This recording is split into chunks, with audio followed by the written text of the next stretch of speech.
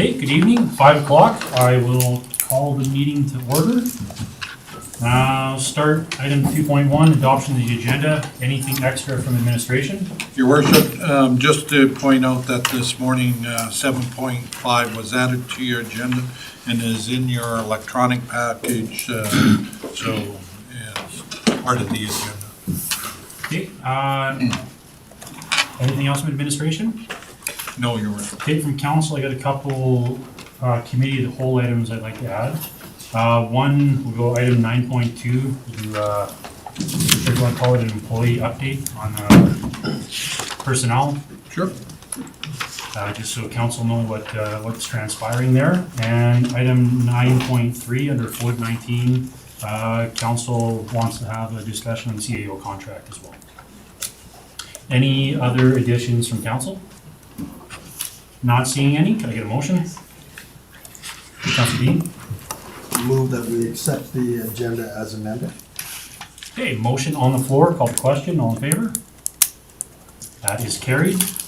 I got a couple adoption minutes. We'll start with the special council meeting, February 27, 2024. Any additions, omissions? Councilor Wilhelm? I'll motion to adopt the meetings from the special council meeting February 27, 2024 as presented. Motion on the floor, call the question, all in favor?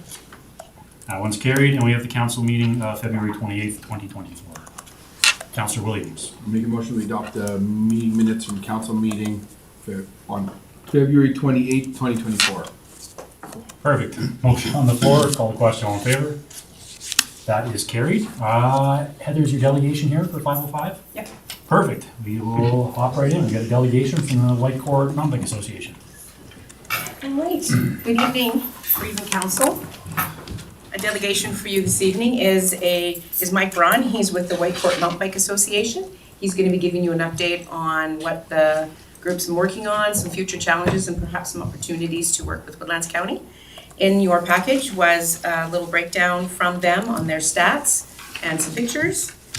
And I'm just going to hand it over to Mike because he knows what he's talking about. Before we get going here, I'm just going to do a round of introductions. You know who we got at the table here. Mr. Frank, if you want to start there. Gordon Frank, CAO. Carrie Stevens, Executive Assistant. Devin Williams, Councillor for Fortisson Lake Timeo. Bruce Prestige, Councillor for Blue Ridge. John Burrows, Councillor, Whitecourt West. Dave Cush, Councilor for Ensemble and Reeve. Jeremy Wilhelm, Whitecourt East. Alan Dean, Whitecourt Central. Andrew Bouchan, Director of Infrastructure. Andrew World, Interim Director of Corporate Services. Joan Slutwig, Community Services Director. Yeah, thank you very much. Well, it's a pleasure to meet you all. I'm Mike Braun. I'm Vice President of the Whitecourt Mountain Bike Association. I appreciate you taking the time to get an update from us. I did send a package, which I'll basically run through, but in case you don't know who we are, the Whitecourt Mountain Bike Association has been a non-profit organization running in Whitecourt since 2013. Our membership moves up and down depending on seasons and activity. I've been personally a member of the Whitecourt Mountain Bike Association since 2016 when my 13-year-old son decided it was time that the family got into hitting the trails around town. So it has become a family thing for us. And at the time, and this really set it up, the Whitecourt Mountain Bike Association and our philosophy for me, we were putting a trail in with the International Mountain Bike Association, Toothy Grid, just downtown here.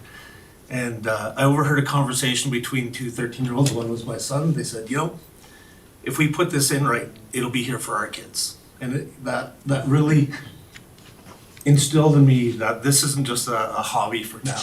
And here we are 8 years later. That trail is one of our most popular trails. We have people coming from all over the region to ride that trail, as well as our 18 kilometers of other trails that we have here. Some of the difficulties that we have, I guess, as an association that has an open access is memberships. It's difficult to get people to sign up for memberships because they can just go ride. We don't have any police out there checking. We don't hold anybody down. So welcome to use it. But we do have a strong core group of users and a strong board of directors that is moving the club forward. Just going to run over a bit of our funding. Fundraising was pretty much put on hold when COVID hit. Nobody was willing to give any money to anybody at that time. And our other issue was access, which we now have. I'm happy to say we have a proper access plan in place for 2024. That is one of our 2024 goals. We've applied for a $100,000 Northern Regional Economic Development Grant, and the town has offered to match that grant for the development of our parking lot, which will make it easier for vehicles to access. I'm not sure if any of you are aware of the issue with the current access where it was on West Mountain Road. But that looks like it's been resolved, and we'll be moving it forward. And with that, we've started talking to local industry about donations. We do have a significant conversation happening with a local company that wants to put their name on something here in Whitecourt. So that moves forward with what we're doing now. So in 2024, we're applying to CFEP for a $600,000 grant to complete the last phases of the park. We don't want to mess around. Let's aim for the fences and see what happens. So with the support of industry, with the support of our MLA, and hopefully with the support of the Whitecourt County, we are going to apply for this significant grant, as well as continue with the rest of our fundraising. Let's see, currently, I guess funding right now, current funding town of Whitecourt gives us $5,000 a year as an operational grant. We use that for our insurance, which is required to operate, as well as any upkeep, any equipment that we need to keep putting in our trails. Current funds on hand is $17,000 sitting in the bank. That's not enough to put in a $600,000 bike park, but it is enough to keep us going while we get things started here. Park usage, as you can see by our stats, we've actually, talking to Hinton, Edson, and other bike parks in the area, we're rivaling their numbers. We have probably half the development that they have, but our numbers are matching theirs for users. How we determine our users, we put trail counters. The trail counters only count metal. They don't count all the people that are walking on our multi-use trails. They only count as the bikes pass over top. So you can see over 2021, 22, and 23, we've gone from 12,000 users to 15,000 users. And that's taken between, basically, as soon as we can get the grounds hard enough to drive a bike on, we pull them out just as the snow's about to hit. So it's a significant users that we're seeing here. And we're seeing users come in from all over. We're getting users I get on our Facebook page from Red Deer, and a lot from Edmonton, and definitely Swan Hills, Edson, everywhere has been very active for us. Since 2016, we did complete phase 1 and 2 of our parks with some of phase 3. The nice thing with our plan is that it's adaptable depending on the funding that we receive. If we don't receive any funding, we just go into maintenance mode. If we do receive funding, we can add features to the park. It is scalable that way, which has really been beneficial to us because we have been able to see movement and advancement of the club, even though there hasn't been large funding streams coming in. Plans for 2024, I guess I already said that, proper access and parking, completion of a couple of our local trails. A lot of our trails you can't use machines, it's all done by hand, and it's our local community that's out there that's digging and shoveling. We have the trail that COVID built. It was in the newspaper a couple years, I guess it's a couple years ago now. During COVID, when kids weren't in school, they were out building trails, and we have one of the only trails in the area that has a double black feature, which is pretty scary. I won't hit it. I like to look at it, but it's not for me. So our youth have been really engaged through this association. Plans for 25 and 26. This is where things move for us. I would like to complete all 4 phases of the bike park. It's a big move, but why not try? We can, like I said, we can phase between just parts of finishing up what's there to completing the whole project. Then with that, we'll be able to host regional bike events. We've been asked to join in Hinton and Edson. We're doing some bike events where each town supports the other town and brings all their riders and does basically a weekend of trail riding and exploring our local areas. And we'd also like to explore the opportunity to develop trails in the Woodlands area. at one point when I first started back with the club, I know there was talk of a multi-use trail towards Hard Luck Canyon. I'd like to look at that again and see if it's possible. Even putting Hard Luck Canyon, if we're allowed to, we could put it on our trail map. We have there's a map app called Trail Forks that all mountain bikers use. I've walked Hard Luck Canyon more times than I can count, but I think it'd be a cool place to actually be able to take a bike up, and especially with small kids, with small families with small kids. It'd be a great place for them to go tootle around on the bikes. Those are really nice trails up there. And moving forward, or ask for 2024. All I'm asking for 2024 is the support of the county. A letter that we can use in our grant applications to give us some legitimacy to our club would be appreciated. Moving forward to into 25, if we may look at some capital support. I know in 2016, we had a $21,600 shortfall, and the county did come in for 50% of that to help get the park going. That was phase one of our bike park that's up and running now. And it's not all cash, it's in kind. We need dirt and we need gravel. That's a big part of our development and a lot of the cost of getting that groundwork put in. So in a nutshell, that's the Whitecourt Mountain Bike Club. Okay, thank you very much. Any questions, discussion from council? Councilor Wilhelm? Through the chair to Mike. So with this $600,000 that you've estimated in your the RFD here, that would cover the completion of phase 3 and phase 4 as well as the driveway in, or have you already have the funds? Driveway required is for separate from that. Okay. That's in our 100,000 ahead of that we're working on right now. Okay.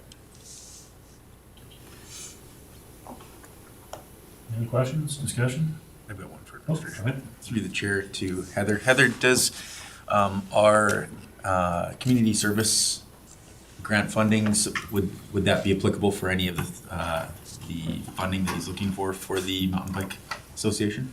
We do have the recreation grant that is actually coming up, but we have 20,000 in there for all applicants, so it's not significant. It's something we can definitely look at and see what would work. That's in there for 2024. Okay, thank you.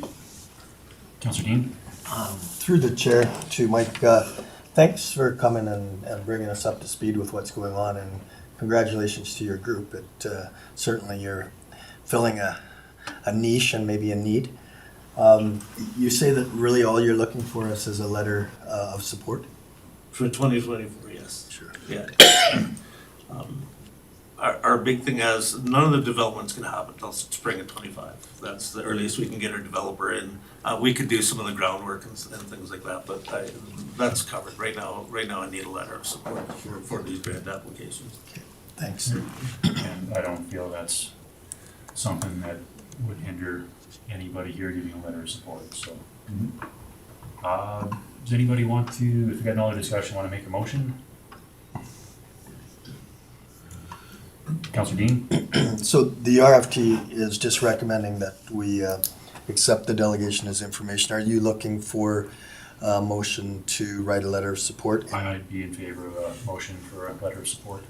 Okay, so I could move that council direct administration to write a letter of support to the Whitecourt Mountain Bike Association in pursuit of their CFEP funding. Okay. Does that work for you, Heather? Perfect. With that, I'll call the question. All in favor? It's carried. There you go. We'll get you your letter of support and what they can do for you there, sir. Thank you very much for your time and for your presentation. Thank you very much for having me here and taking the time to listen. Appreciate it very much. Mr. Frank? Just a motion to accept the delegation. Okay. Councilor Williams? Yes, sir. I'll make a motion that council accepts the Whitecourt Mountain Bike Association delegation as information. Okay, motion on the floor. Any discussion on that? Seeing none, call the question. All in favor? That one's carried. And thank you very much, sir. Thank you.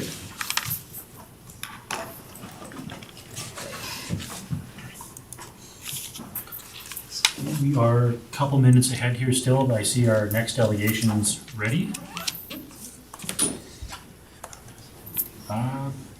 Mr. Frank, if you want, we can jump into the accurate assessment group.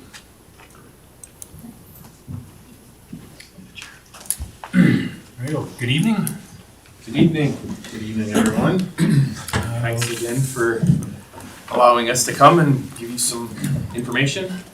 Timely, it's a good time of year to discuss changes of your assessment before any tax rates and all that good stuff are set, so.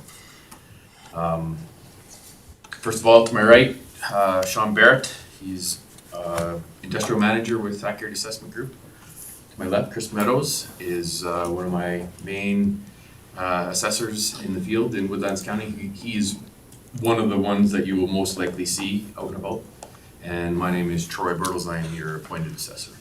Do you want us to run around the table again, or I guess the only counselor who wasn't here who did the first round was Counselor Covic, he's from Goose Lake Tibia.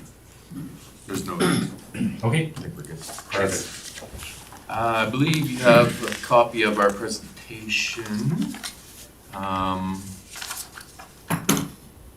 Yeah. The first part, I'm not gonna dwell a whole bunch on it. If you could just go, yeah, so we're gonna talk a bit about the changes and we'll discuss a little bit what's gonna happen moving forward. Next slide. So this is a map of our current client base. It looks a little different than it did last year. It's a lot greener in the northwest part of the province, and that is because we were successful in a bid that we put through with the provincial government to provide assessment services for designated industrial property.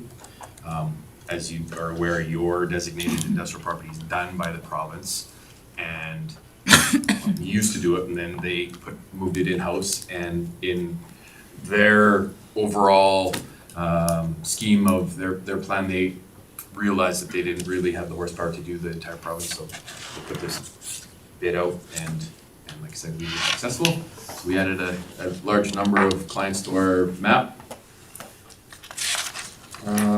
Next slide just basically shows you our breakdown of municipal types. This year's slide, I say it every year, I spend a couple of minutes on it. I can't stress enough that if anyone at the county, council or administration ever has any assessment related questions, our doors are open, our phones are always answered. Please ask the question if you have any questions about assessment. There's no worries on our end at all about that. So we want to be looked at as your trusted advisors for all things assessment. List of the staff that may work on your assessment from my side of things. One small change, we added a new staff member, Levi Stewart. He's a graduate out of Lakeland College. We added to our non-res team, and Sean will speak about another one we added toward the industrial team a little bit later.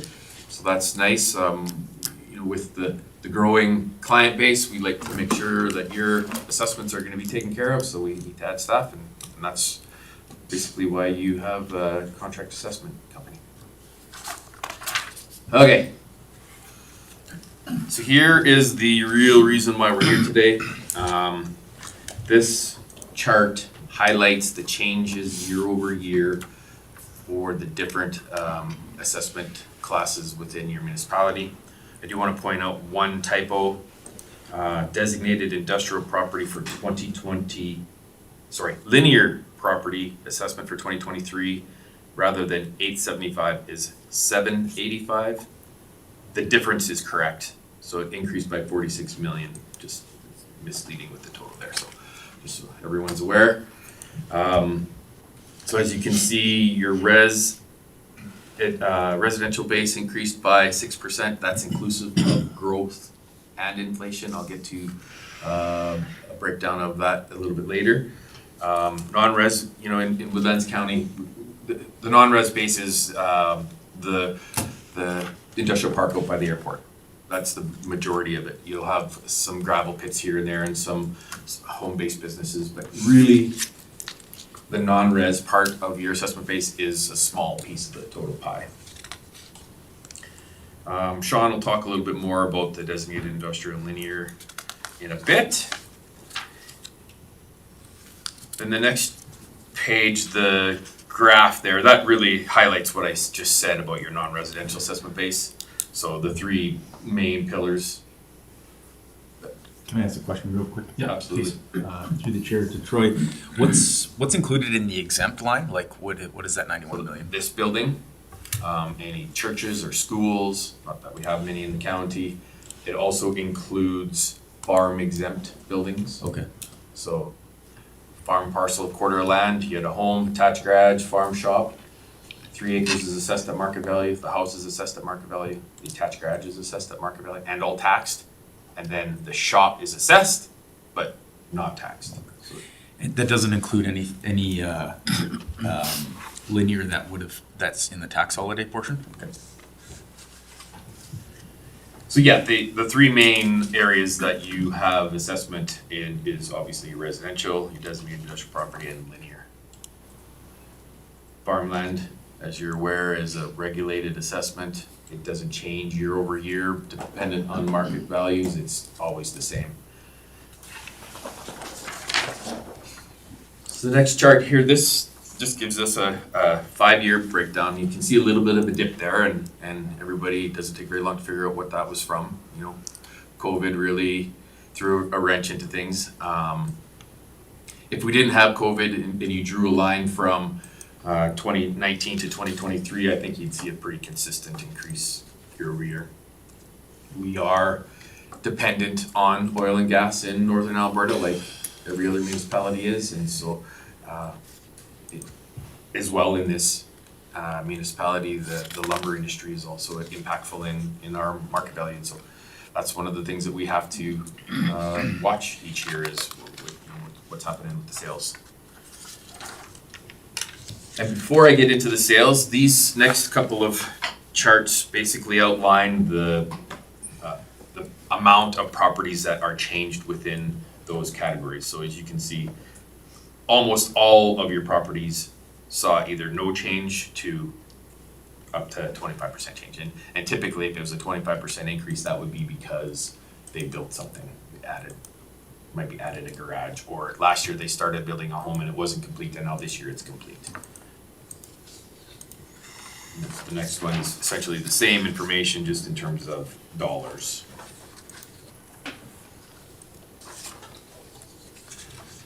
Um, 2023, we saw more new parcels than typical, but that's because we don't generally have multi-parcel subdivisions in Woodlands County. Usually it's a farm site subdivided off. There might be a couple, 2 or 3 parcel subdivisions, but this last year the new subdivision down at Grote Creek, what's it called? Grote Creek Estates, 25 or so parcels in there, so that adds to your parcel count. Okay, so I said earlier I was going to talk a little bit about growth versus inflation. So overall, new construction on the residential side, we're looking at $10 million increase in your assessment base. That's inclusive of any negative growth that we may have seen as a result of the floods. Not a lot of properties, but there definitely were some properties, as some of us here are more aware than others, unfortunately. But so for example, if your home before was assessed at $300,000, and after it's completely not destroyed, but it's at an unusable state, and it's back down to the bare bones and reconstruction is underway, so now it might be assessed at say $100,000. So in that particular case, we'd have a $200,000 negative growth. Councilor Wong? Through the chair, what is the percentage number meaning beside the dollar value number? That's the percent of the total base. Okay. Yeah, so if you look at the percent from the year before, it's higher with a less. That's why I couldn't understand Because the percentages. so 1.36 is based on the 20, as a comparison to 2021 assessment. Okay. The 1.32 is based on the comparison to the 2022 assessment. Okay. So it's comparing to a different number. Okay. Every year I put that in there, and Makes more sense now. Is this the year that they're gonna ask me? And then inflation, overall, we're looking at a 4.6% increase. So If you take the 1.3 plus 4.6, it equals the 6% overall increase to your res assessment base. Earlier I mentioned the non-res is a smaller piece of the pie. However, we still do have a little bit of growth and a small amount of market inflation, not a whole bunch. On that, there are so few sales of non-res properties that it's very difficult to say, a non-res property is worth 6% more than it was last year, just because we don't have the market evidence. But so now I want to just break it out into different areas of the municipality, growth versus inflation. It's pretty self-explanatory there. As you can see, inflation in the Whitecourt area and Blue Ridge area are around 4%, and then the Fort Goose Lake area, we're up to 6%. We're seeing more and more sales out in those areas that are higher and higher in value, and that's driving the assessment up. It's driving the market value up, which is driving the assessment up. Councillor Dean? Through the chair to Troy, I don't see Anselmo here. Is that captured in the Whitecourt area? That is in the Blue Ridge and / south areas. Okay. So, yeah, 4% growth in there, so similar. Just talk a little bit about some sales. This is really what drives the change of assessment year over year, aside from any real growth. So the first step in assessment is calculate an assessment of the property for the land as if it were vacant. So we have to look at vacant sales. That's why I have it separated out here. And then anything else is essentially attributed to the buildings. That's why we look at improved sales. You may or may not be aware, but the provincial legislation requires us to fall between 95% and 105% on a median. So the purpose of putting this on here for you is to show you that we are meeting all of the audit requirements. If we weren't, they wouldn't let us submit, and we'd have to redo some numbers. And moving forward, we've broken the municipality down into these different areas for where we concentrate our re-inspections on. Now, that doesn't mean if there is a new permit for a new construction outside of the 2024 area, that it will still go there, of course. If there was a permit last year in one of those areas and it wasn't completed and we needed to go back, we'll still go there, of course. Just every property now within the 2024 area will be visited. That doesn't mean we're gonna knock on the door of every home in there, because people quite honestly would be irritated. But we'll roll up onto the property, we'll have the assessment file with us, we'll see that we have the farmhouse assessed and the farm shop assessed and there's no changes. We'll snap a couple new pictures and carry on. Next property, we might see a new building of some kind, and then we'll enter the property and interview the property owner and get the information we need to prepare your assessment.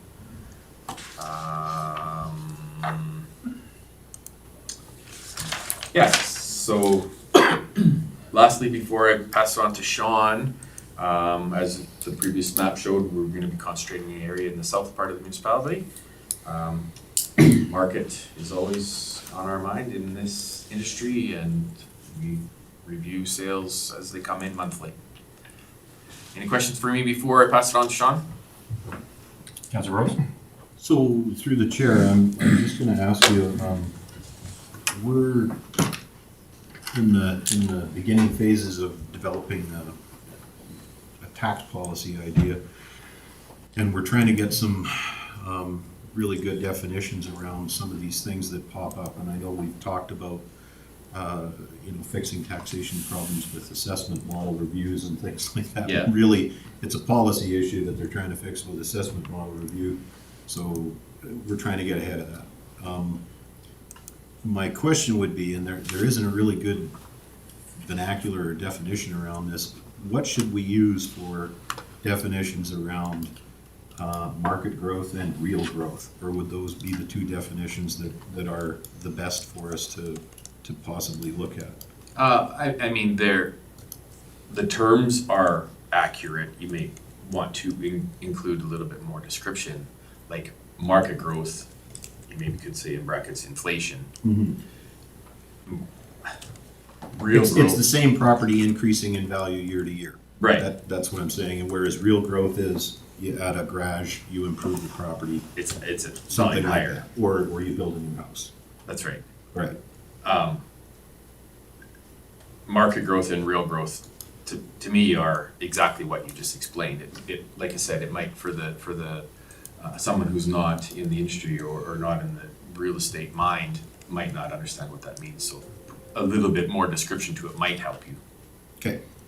And sorry, just the second part is, all of this says, not including industrial or linear on this. So the growths and changes that we're seeing in market assessment and everything around that would be coming through the province? That's right. So what, I'll just add to that a little bit. So where I say, doesn't include, industrial or linear, if you look at like the Whitecourt area, for example, that's just your residential and non-residential base. If there's oil and gas facilities throughout here, that's separate in another area of the report. A 6% market growth on a residential property has no relationship to an industrial assessment. Right. So, but the industrial assessment, that doesn't come through you, that's not provided in any of this, we've got to get that through another. We're reporting the numbers here for you. But have you broken it out by new versus, and can we, and where do we get it? Yeah, so two parts to that question. So the overall values are provided by the province to the municipality. We update those. They're provided in the chart that Troy showed at the very start. So 104% for dip and then 106% for linear. But the breakdown of growth versus inflation, we can obtain reports from the province for that. So we can obtain that and provide it to administration on your behalf. I do know that this year there was increases to the assessment year modifiers, because these are regulated forms of assessment, as you're very well aware. So we did have some increases in the AYM, specifically in wells and machinery and equipment, and a little bit in pipelines as well.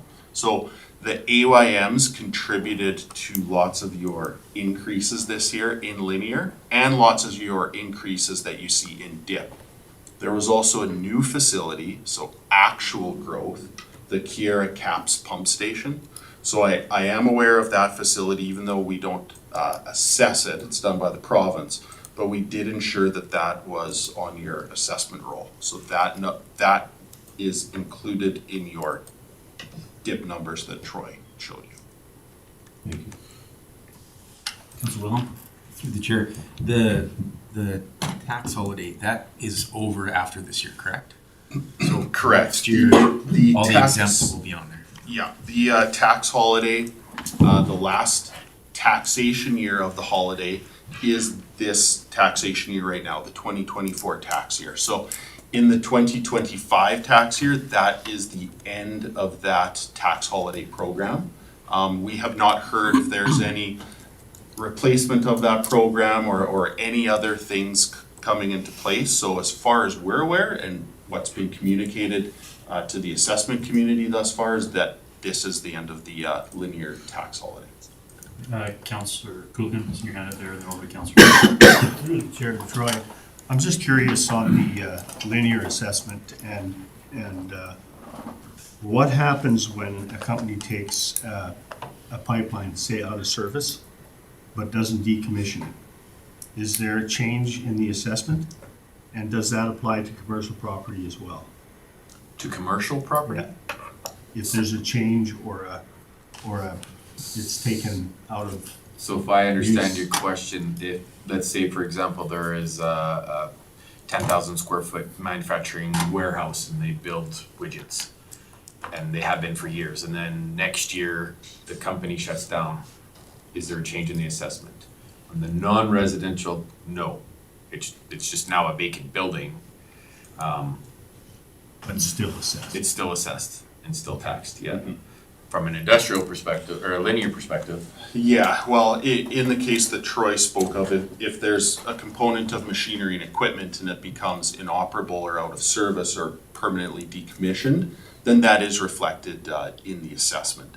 From a linear perspective, I'm not exactly familiar with all of if this happens to a pipeline but not this, what does that mean? But I do understand that if pipelines are decommissioned, that it does have an effect on the assessment and ultimately a reduction.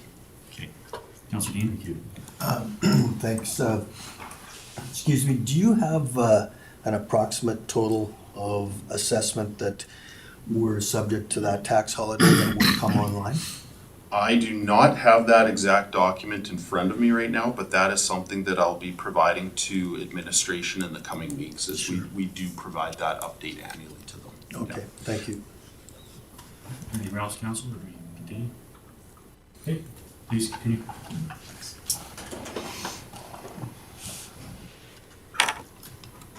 Perfect. Yeah, thank you.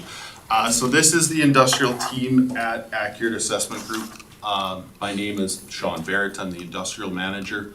Troy spoke of a new employee on his team that we brought in this year. We also brought in a new team member as we increased our client base for designated industrial property. So at the bottom, there is the name Cole Cybula. Cole was also a Lakeland College grad. So he has been working with us since his graduation in April and fitting in great with the team. So again, we have the ability as a private company to ramp up, so to speak, our team to make sure that all of our client partners are covered adequately. So from time to time, some of these assessors may be in the municipality, just depending on what type of property needs to be assessed. So although we do not do the designated industrial property, there are still properties that are industrial in nature, such as Standard General. They have a large transload facility, so we would still be responsible for the assessment of that type of property. Next slide, please.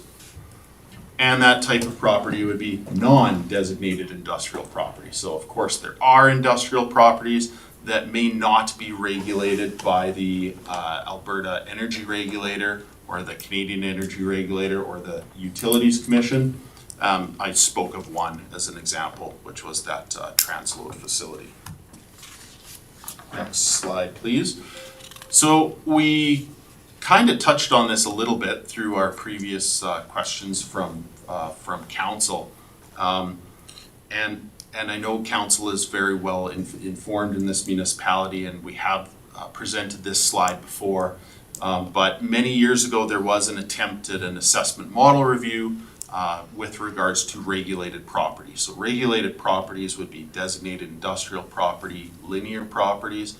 Also farmland is also regulated as well. So there was historically an attempt at a model review. There was lots of advocacy from municipalities and from the RMA, and there was issues regarding potential assessment impacts. And the model review was ultimately canceled. Now, if we go to the next slide, it shows that in place of the assessment model review, there was 3 initiatives, those being the cancellation of the well drilling equipment tax, an allowance for low producing wells, and then of course the tax holiday on the wells and pipelines. And you will note at the bottom, as we spoke of previously, it says the holiday applies to the 2022, 2023, and 2024 tax years. So now if we go to the next slide, where are we now? So right now we are in the midst of the 2024 assessment. And what that means is this, it's anticipated that the 3-year tax holiday on the wells and pipelines will end. So this is the last tax year, meaning that next tax year, as we spoke of, is the first taxation year where those amounts are eligible for taxation. Now, you may or may not be aware, just depending on your involvement with speaking with different stakeholders, but there is now a re-engagement of the assessment model review. There has been some initial consultations in this regard. And it's been brought to our attention that the first instances of a review will surround around assessment year modifiers. So assessment year modifiers are basically like a cost index that is applied to different types of regulated property. So assessment year modifiers are a very important component when calculating regulated property assessments. And the second is what's called the Construction Cost Reporting Guide, or in short, the CCRG. And the CCRG is a document that guides assessors on how to basically assess large-scale properties, properties that are assessed using actual costs, but lots of that theory is in other forms of regulated property. So these are two very important, I guess, foundational pieces to an assessment model review. So from our understanding, these consultations will commence during the summer of 2024. If and when we hear more or know more, we will communicate those to council and administration. But of course, there's various stakeholders involved when it comes to an assessment model review, ranging from industry to municipal associations such as the RMA. So I'm sure as things progress, there will be lots of discussion in this regard. Councilor Burrows. Just gonna, through the chair to Sean, right?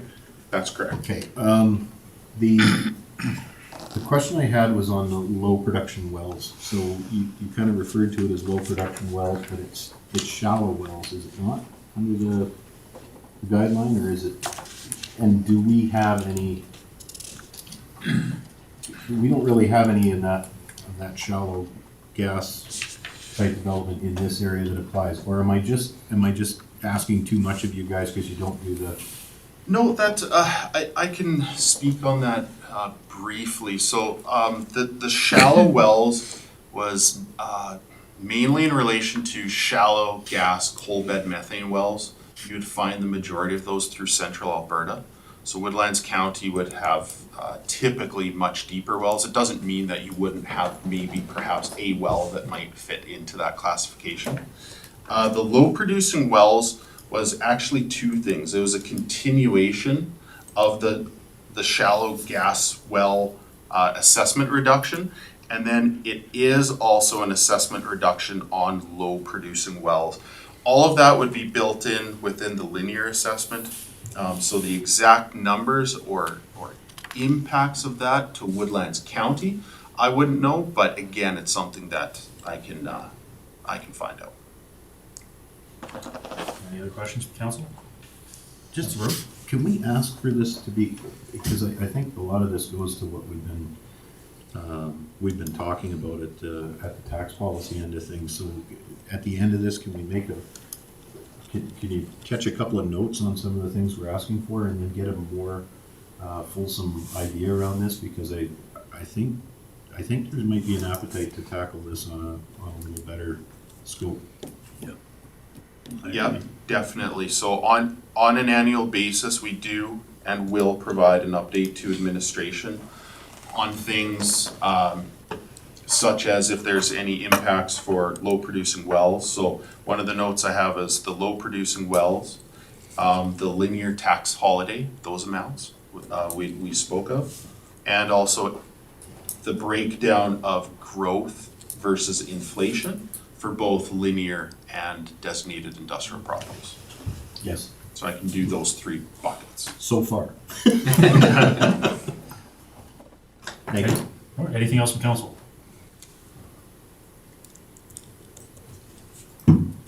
Not seeing any. Anybody want to make a motion? Councilor Prestidge?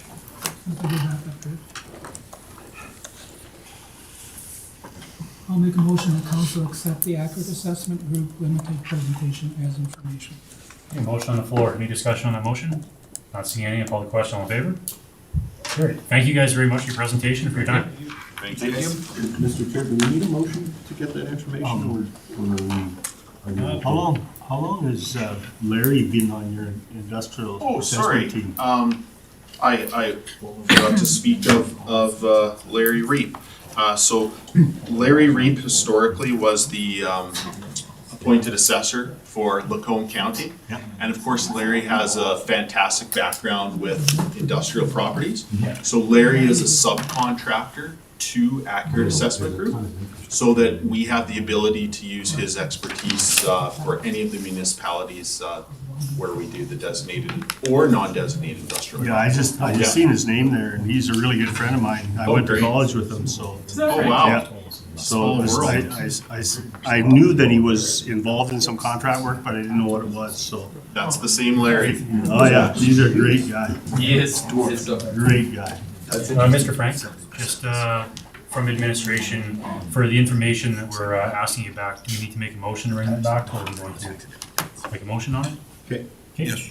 Council Burrows, do you want to? If that's the case, then I'd make the motion that Accurate Assess, or administration request the information through Accurate Assessment on the change in, Consolidates.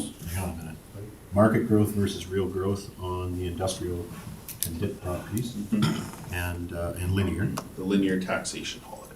right? The linear taxation holiday information and the low production wells. If any wells And- are affected by the low producing or shallow gas. Legislation, yeah. Yeah, correct. Is that everything? Did I get it? Okay. Does that work for administration? Yeah, I would change instead of administration requesting that administration provide that information to council, right? Because we can request it, they can give it to us, but Yeah, no, would you accept that as a friendly amendment? Sure. All right. not my friendly amendment, sorry, Yeah. yeah. Motion on the floor, any discussion on the motion? Seeing none, I'll call the question, all in favor? That one's carried. Thank you guys again for your time. Thanks. Thank you. Thanks. Hi, moving on, 7.1. Good evening, Sheldon. Here we are talking about the Whitecourt Tower 1 again. Yes, good evening, Reeve and Council. Today I bring forward an RFD in regards to the level of service for the Whitecourt Tower 1 for county industry ratepayers.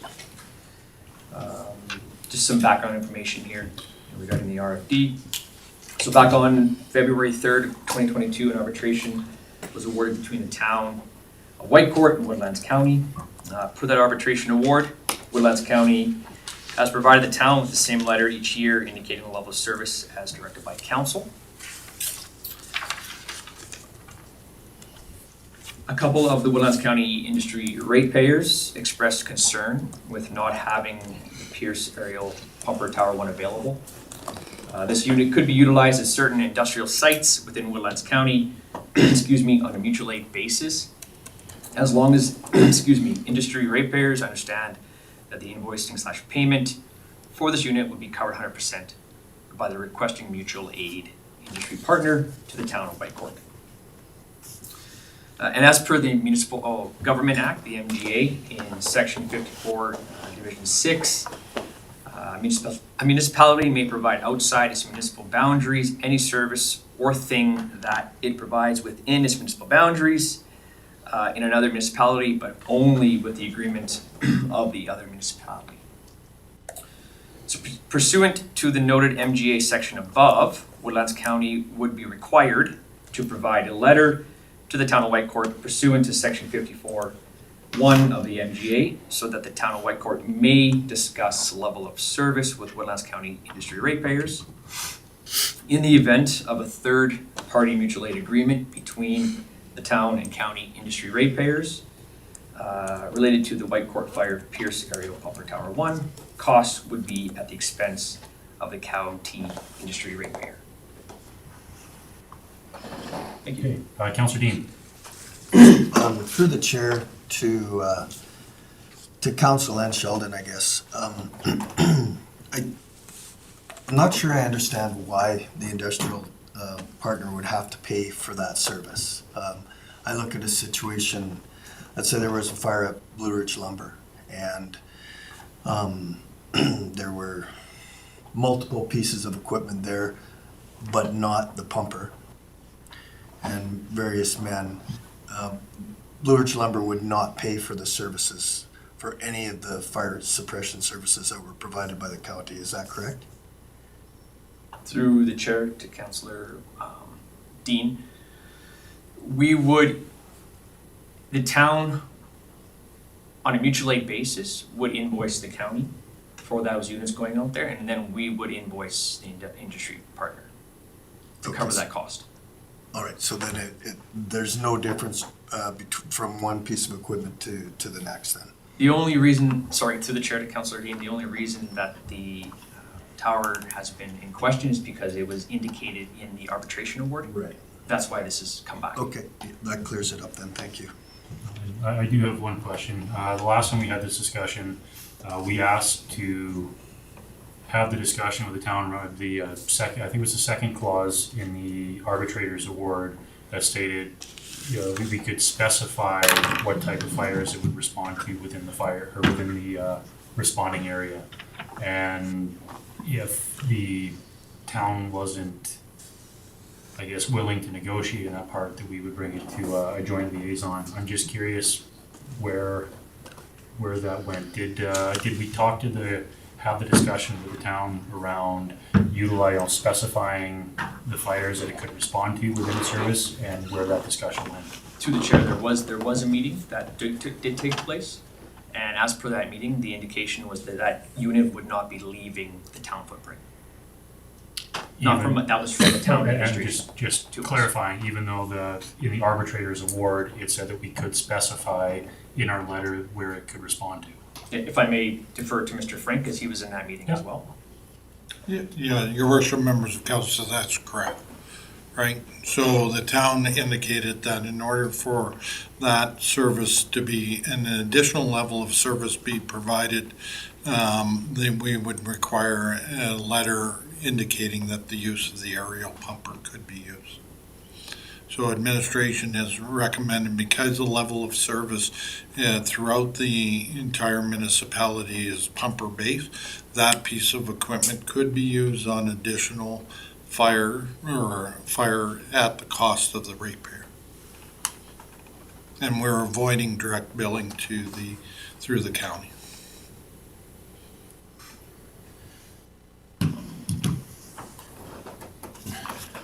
Councilor Burrows? So through the chair, or I guess to council, this kind of sounds like it still needs to go to a joint liaison regardless. Because we didn't quite come to this understanding, like now there's an additional level of service provided, right? Not presently. Councilor Willem? The letter is, I guess through the chair, in response to Councilor Burrows, it doesn't, like, I mean, with regards to these third-party for industry partners, that would be a direct agreement between them and the town. So that wouldn't be that wouldn't affect our service levels. That would be a separate agreement. Correct. well, But the original discussion that we had was around utilizing one of the other clauses from the arbitration award, where we would specify where in the county and the type of fires that the aerial pumper could respond to. And I just don't, I just don't feel that if we've had that conversation with them, as far as writing a letter to be able to have that, like that was, and nothing, Mr. Frank, you weren't here when we had those discussions, you were on holidays. But we did, that was part of the direction. Last time we had our response was to reach out to the town with the arbitrator's award under, I believe it was the second clause, and specify the types of fires that it could respond to. And then if they didn't want to accept the second part of the letter, that part of the letter, then we would move it to a joint liaison and have that discussion. We just kind of haven't made those steps. So your worship, members of council, the understanding that we had the meeting with them, that the aerial pumper will not be leaving the town of Whitecourt's boundaries, right? Unless they have a letter from us indicating that that service could be used. And Right. that was the discussion we had, was having that letter drafted using the second part of the arbitrator's award, but seeing if they'd be open to that discussion. And they are, with the understanding that we write the letter indicating that the aerial could be used. What we're recommending is that if that aerial is used for fire, right, and for, that it can be a direct agreement with the industrial users. They're still getting fire protection. They're just not getting it from an aerial pumper. Unless they request that, unless they enter into a contract. That's what we're recommending. Right. Councilor Burrows? If you go through the arbitrator's award, we should have been able to specify under that arbitrator's award that that pumper responds, and then we can handle the billing, whatever. So the motion is that if we don't, that council direct the Director of Emergency Management to communicate with the Whitecourt Fire Department, Fire Chief, that the Pierce Area Pumper Tower 1 can be used in accordance with paragraph 327, section 3 of the arbitration award as requested. If a favorable response is not, if not a favorable response, then the matter will be brought to the Joint Liaison Committee. So that we didn't get what we asked for under the arbitrator's award. I think it, and that they're coming back with another clause. I would like to see this elected to elected, have a conversation about this, and figure out what's going on here. Council? Yeah, I don't disagree with Councilor Burrows on that point, because it is, if there's that least little bit of understanding, we know where that can go. So I think that it should possibly go back to joint liaison. So your worship, members of council, just so I'm correct, you want to change the level of service that was directed back in 2020, indicating that the aerial wasn't required in the Woodlands County. Well, what I'm saying is that when we, to that point, that level of service, though, before it was set again for the following year, this council never had an opportunity to have a discussion with that before we followed past practices, and that the council would like, and going forward, before the letter goes out, to be at least able to have that discussion to set the level of service. Well, your worship, you did have that discussion, that was the direction, and that's why we wrote the letter. We didn't have that discussion last fall No, before the because initial letter was written. we haven't changed the level of service. And that's what I'm saying. Right, Before so we set the level of service for 1 year, and then we just been following past practice or best practices that we've been doing in the past. But it's still a level of service, and this council would like, next time the letter goes out, setting the level of service, to be able to have that discussion to see where this council wants to set the level of service. Okay. Councilor Willem? Through the chair to administration, I guess, just rereading the motion by Councilor Burrows was to ask, so was that communicated then with them and we didn't get a favorable response, or where, like, as per the motion, it was asked that you send a letter citing that section, saying we'd like to set what it's supposed to be used for, and then they're supposed to respond. Did that occur? Through the chair to Councilor Wilhelm, the meeting did take place. Okay. And the reception we received back from administration on their side was that the unit was not leaving the footprint unless they had a letter from the county. Okay. So then, just for my understanding of the timeline, was that information is just now being brought back to us now, or was that brought back to us previously? No, this information is just coming back to us now. Okay. So we're recommending that the level of service not be changed. Right? Because we had the discussion with the town. We're saying if you want to use the aerial pumper, industrial user wants to use that piece of equipment on the, they can, they're more than willing to enter into a third-party agreement with the town of Whitecourt to have that use, and then they direct bill that. No, I understand that. I just wanted to make sure that the motion was, as Council Rose had done it, had been followed up on. I wasn't quite certain that's what had occurred, so, I guess to follow up that comment, now understanding that they've gone to the town, not getting a favorable response, understanding the town does not want the pumper to leave the town of Whitecourt, does this not seem like a reasonable solution for this? Just in my take in that though, we asked if they, they're asking for a letter on that, and that was kind of part of our discussion was if we sent another letter specifying that section of the arbitrator's award, that it could, which is kind of what they're asking for before it goes there. So, yeah, it's kind of, not sure how, we ended up a little bit of a communication issue here. Councillor Dean? I think if we follow the chronology, we sent them a letter saying that we didn't want the aerial pumper being used. And that was in accordance with the ICF. There was a date that the letter had to be received by. So that letter went out. And now we've reassessed that position, and we'd like to give our industrial users the opportunity to use that aerial pumper if they see fit. So I can't really go back and change our letter because we've, that letter's been sent.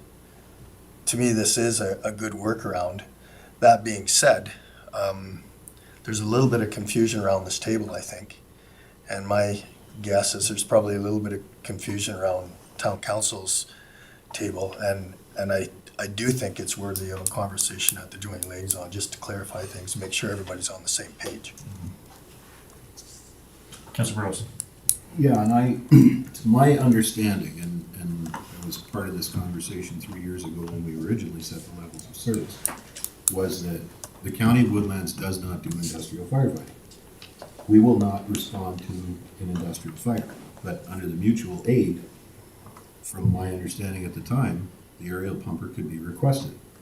Now we're hearing that it's not going to leave the foot. So when we said we didn't want it responding in the county, meaning we didn't want it responding in the county on fires on non-industrial fires, that's what we were talking about. But under a mutual aid type of agreement where an industrial user requests it, then it could be provided. That was the specification around that level of service. Now it's not leaving the footprint of the town. So I'd like to, again, at the elected level, I want to make sure that we have a conversation around I want to know what else isn't leaving the town. And we'll make sure that we just have that conversation if there's any other miscommunications that are in here, because that was my understanding at the time, was that because we do not fight industrial firefighting, we don't do industrial fires, that under the mutual aid agreement, the aerial pumper was available. And now we're finding out that it's not leaving the town. So that, to me, is a different discussion. Councillor Dean and Councillor Coogan. What I understand, or at least what I think I understand to be correct, is we complied with what the ICF told us we had to do, which is by December something, we had to supply a letter stating whether or not we wanted the pumper used. We supplied that letter. We said, no, we don't want the pumper used. So that's what they have right now. And if we're gonna change, then can we do it in mid-year, or is this a better workaround? But I agree with you that you have some questions, you have an interpretation, I have an interpretation, and I really think this conversation should be vetted a little deeper at the liaison committee. Councillor Coogan? Yeah, through the chair to Sheldon, and I may add a little bit more confusion to this, but what I'm hearing is that the level of service that we supply is not an industrial fire. So that means that the training that's required to work on an industrial fire is not a level of service that we can supply anyway. Through the chair. Is that correct? Councillor Coogan, that's correct. We don't we're not trained to industrial firefighting. So then why are we, Well, my next question, we're asking to move this into a mutual aid agreement with a third party. Have the third parties been talked to or had discussion with them to see if it's something that they're in favor, having it as a third party direct billing? Through the chair, to the chair, actually today there was a phone call made to myself from a third party, industrial partner out there, and they are in favor to have all units respond when they are mutual aid requested.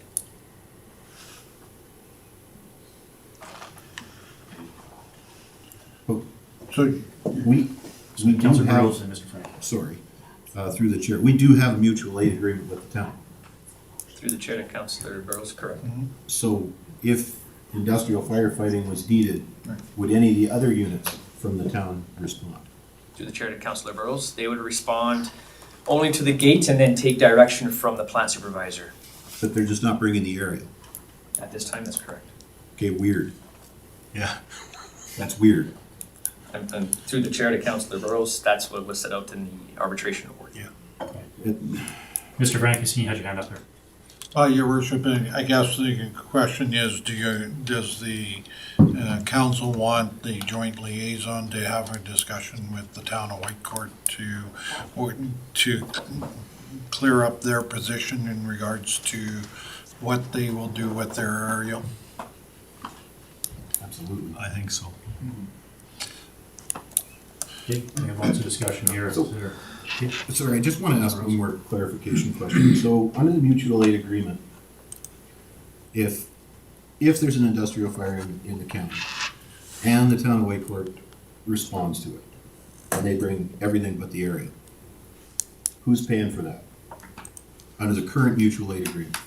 Through the chair to Councilor Burrows, I have not had invoices from the town to us. We have not had an industrial fire where all units have responded. Okay, and I know you were asking who's gonna pay for it. Ultimately, the town would invoice us, we would invoice the third party industrial, and then we pay that back. No, that's not. That's not correct? That's not Then I'm standing. So depending on the type of fire that it occurs, i.e. if it's an oil and gas industrial fire, they will respond and they will determine what way of dealing with the type of fire. Typically, they sit there and stay back from it and do traffic control, right? Again, part of that cost associated with that fire when responded in Woodlands County is now in the arbitration based on a rolling 3-year average on a percentage of the call volume, right? So right now, we estimate it's around 30%, right? 30% of our calls are Woodlands County. So we pay a total of 30% of the total town of Whitecourt's bill with some exceptions in their fire hydrants, et cetera, under the arbitration, right? That's how the president, if you're talking an industrial fire, i.e. A and C, when there's a wall on fire that occurred last night, we respond to that. They determine whether or not they have the capability of fighting that fire, and they determine whether or not there's mutual aid required. The mutual aid is partner determines one, whether they were coming, because they have the option to decline, and two, the type of equipment that they bring on site. Again, to that point for the mutual aid, they'll say, again, with your example for the fire, who pays for it? If they respond, because it's Woodlands County, who covers the bill? Presently now, under the new award, we do. The party that requests the mutual aid. Before, it was strictly, you help us, we help you. Right? And no funds exchanged yet. Now it's a direct billing. But it has to be a mutual aid. And it has to be outside, you gotta remember, it's gotta be out, mutual aid is outside of their service area, which is the Whitecourt Fire District area. So if they go to A and C, that's within their fire district, that's their service level, they respond. We pick up 30% of the cost. Councilor Burrows, your hand. Actually, based on that, I'm now more confused than I was before. So, we're gonna need to have a conversation about this internally, before it goes to joint liaison, so that we get all our ducks in a row. The other question that I had was, under the arbitrator's award, did we end up paying for a portion of that truck? No. So there's no portion of that truck at all? We have not paid any capital costs, and the arbitrator indicated that we would not. Okay. Councilor Dean? So, through the chair, I just want to bring clarity to this payment situation for myself, because previously I had asked if Woodlands responded, the Woodlands Fire Department responded to an industrial fire, would the third party be responsible for those costs? And the answer I got back was yes, the third party would. You're saying no, they wouldn't in a mutual aid situation, but we'd be responsible for 30% of the costs of whatever mutual aid was provided? So Whitecourt has an area that they provide fire protection for us. That cost is right now under the approximately 30% based on the rolling, 3-year rolling average of call volume, right? So, Okay. right? And it's their total cost except, with the exception of certain things, right? The aerial, there's no cost for the aerial because we don't require that level of service, right? Fire hydrant, there's so under that. So annually, we get a bill, we review the call volume, and we pay that bill based on that. In the That's Whitecourt area? In the Whitecourt area. Sure. If it was outside and they came to help? If they go to the landfill and are requested, right, and this is where there's two scenarios. 911 call comes in, they're requested to go to the landfill, they go, that's on their dime, not ours. We're at the landfill because it's El Selmo's area, right, correct? And El Selmo asks for backup or mutual aid. They request Whitecourt, and they come, it's on our dime. Not 30%, Not 30, 100%. 100% of that It's out of cost? their service area. Okay, all right. We can then bring it to council and ask for that 100% of that cost be put back onto the ratepayer or the person that had the fire, but we've never done that. Sure. But it is in the fire bylaw. And that's what that bylaw is in this RFD, that was just for our attention. Yeah, okay. So I got one here quick and then over to Councilor Burrows. Say, so the way this reads with the third-party mutual aid being able to utilize it at their expense, I'm not against that, but I still think we should have a discussion with town and make sure that the level of service that we're requesting is actually gonna happen. And you know, what we gotta do to make that happen.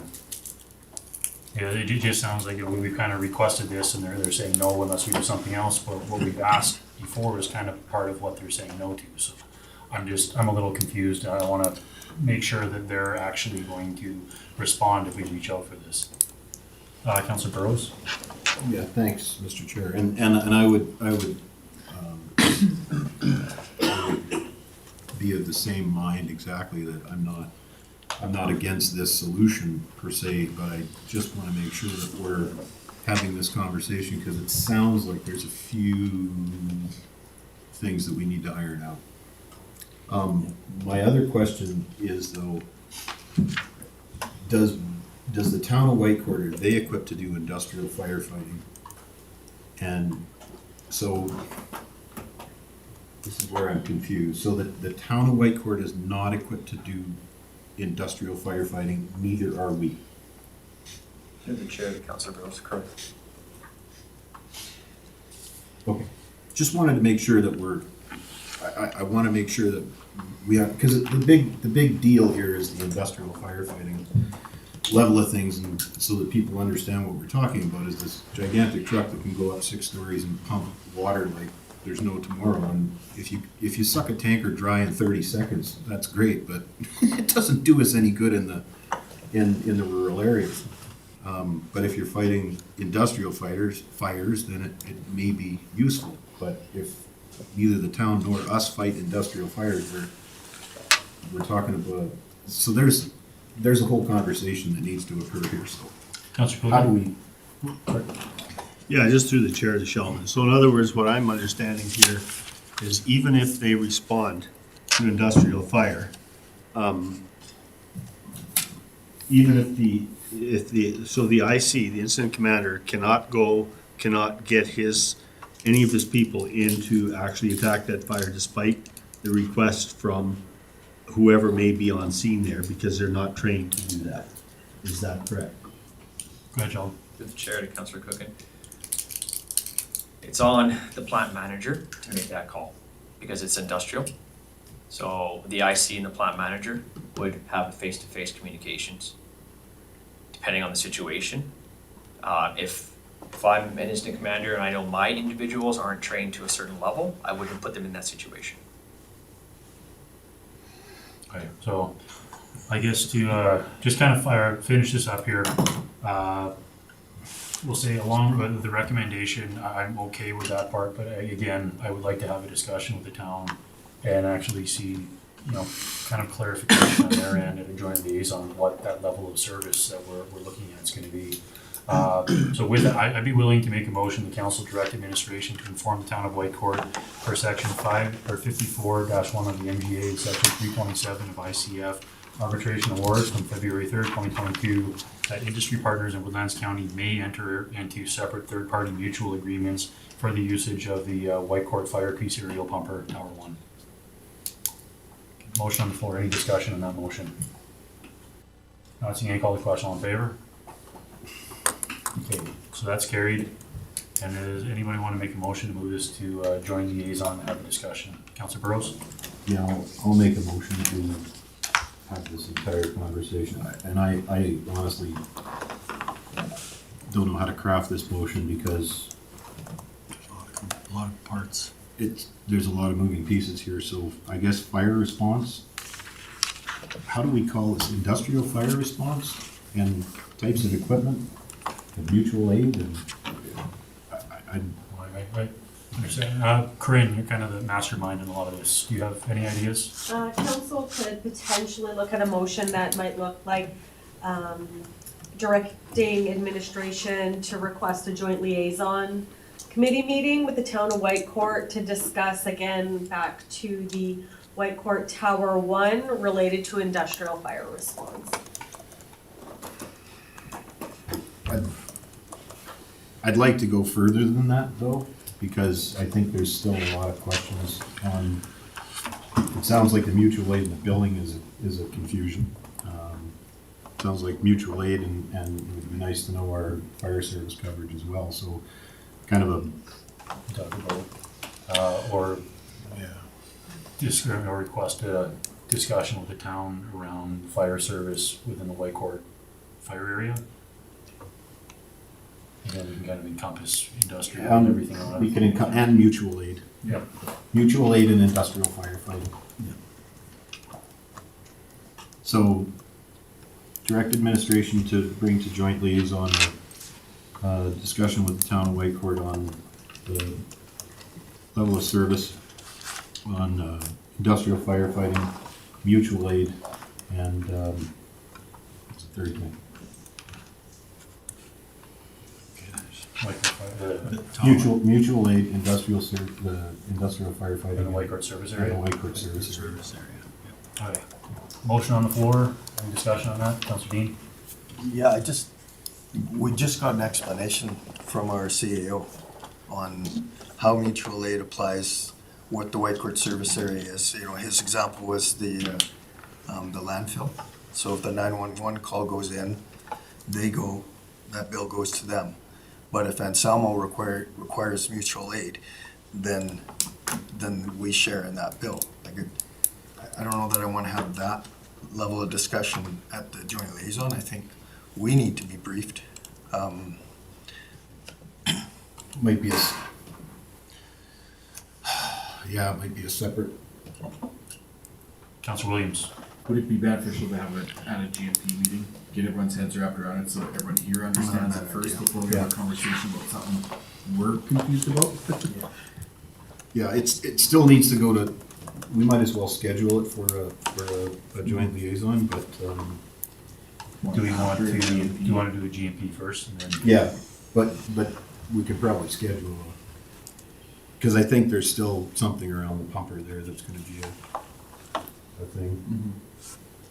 So, I guess that's two motions then, so I'll make the motion then that, we bring to joint liaison the, industrial firefighting and the equipment used, Okay, and leave it at that. okay, motion on the floor for joint liaison. Any discussion on that motion? Not seeing any, call the question, all in favor? Okay. Do you wanna make the second one? Yeah, I'll make a motion to bring fire service and mutual aid to a GMP meeting before the joint liaison meeting. Okay, motion on the floor for that. Any discussion on that? Seeing none, I'll call the question, all in favor? Perfect. All right, thank you, Sheldon. Sorry for throwing you in the hot seat there. But, thank you for keeping it together.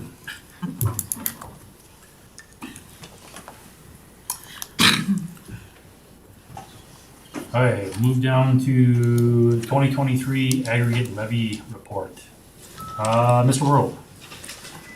Your worship, members of council, at the last council meeting, administration was asked to provide a report on the aggregate levies charged in 2023 and the general area where the gravel was removed.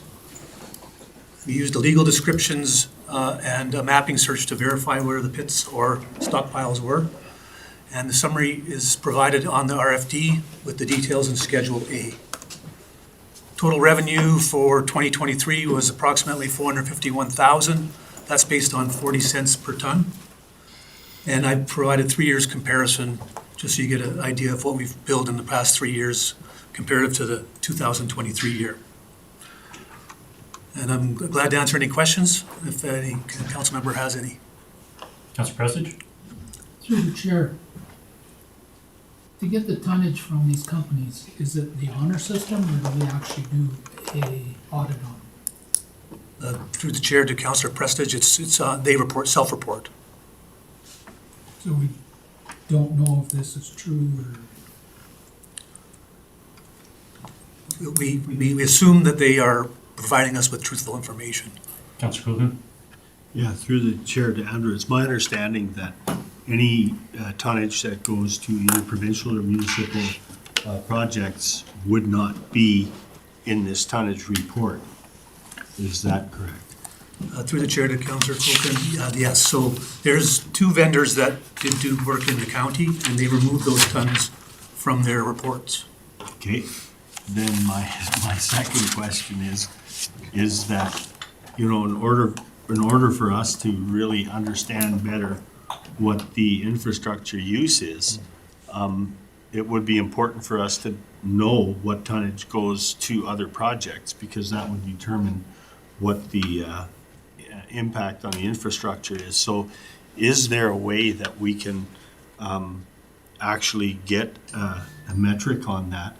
Or have we ever looked into what other municipalities do to get a metric, to understand better what is leaving the municipality, what tonnage actually is going out to these projects? Because I would hazard to guess that some of the stuff that goes out by rail would probably meet that same requirement as well, as if it's dedicated to any kind of municipal stuff. So it'd be really interesting for us to understand that a little better, so that when we have a look, for example, at the east of Fort Assiniboine situation, that levy, if it's no different than at the airport. If the levy doesn't cover the use of this, and yet, the city of Edmonton or whatever is benefiting from that stuff, and we don't see that in our infrastructure, what is our return to investment? So I don't know, is there a possibility for us to get that information? Through the chair to Councillor Cookland, I know this was a big issue at the Fort Assiniboine open house.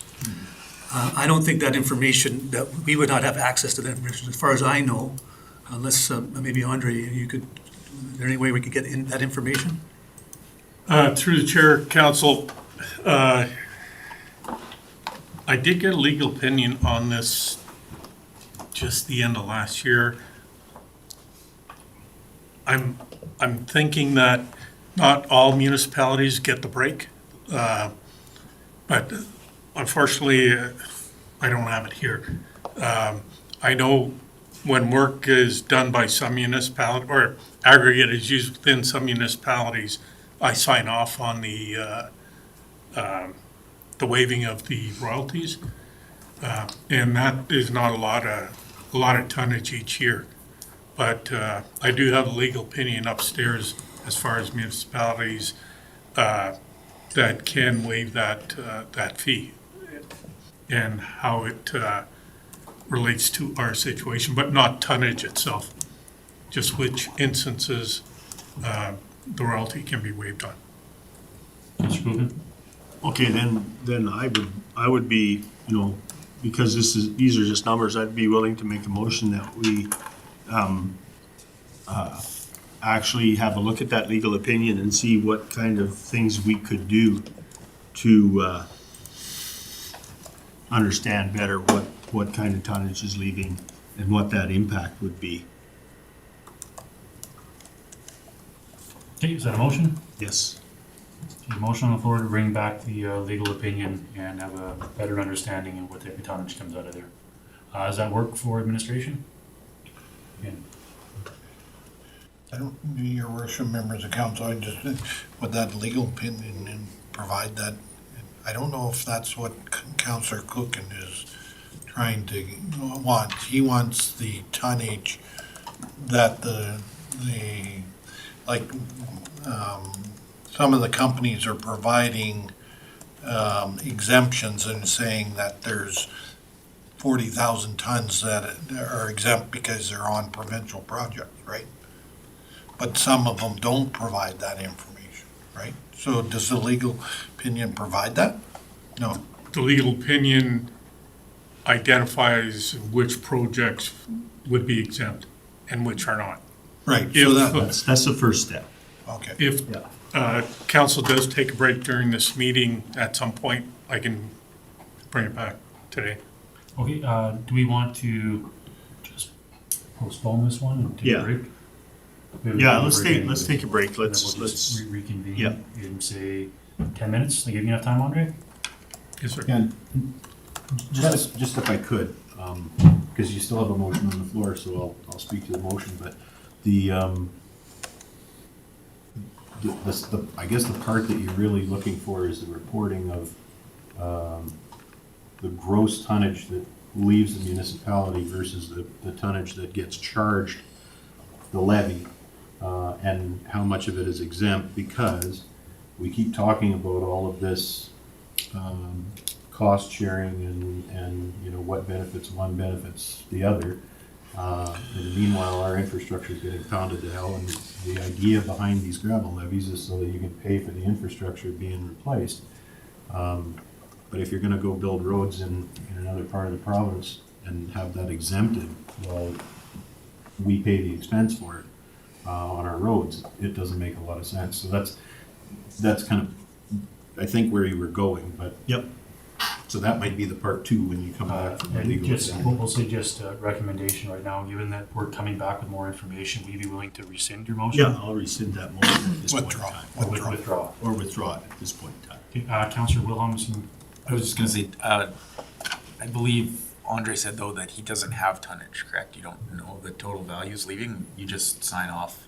If it's exempt, they're not reporting an actual value, are they? Through the chair, well, we know what the royalty is, and we know what tonnage they are Okay. requesting. So the math is easy. So there is an understanding of what it is. Yes. Good, thank you. So just, anybody else got another quick question before we break for, say, 10 minutes here? No? Okay, it's 6:30. We'll take a quick break for 10 minutes, come back at 6:40. Just let me know when we're off there, Akita.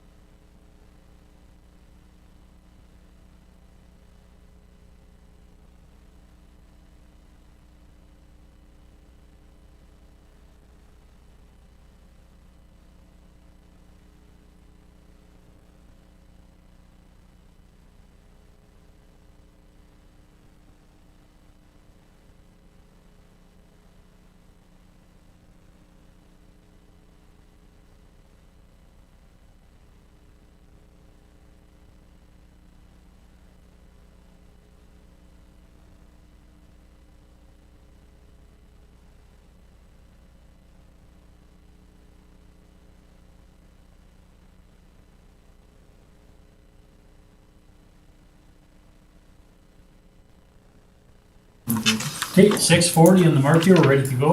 Mr. Bashant.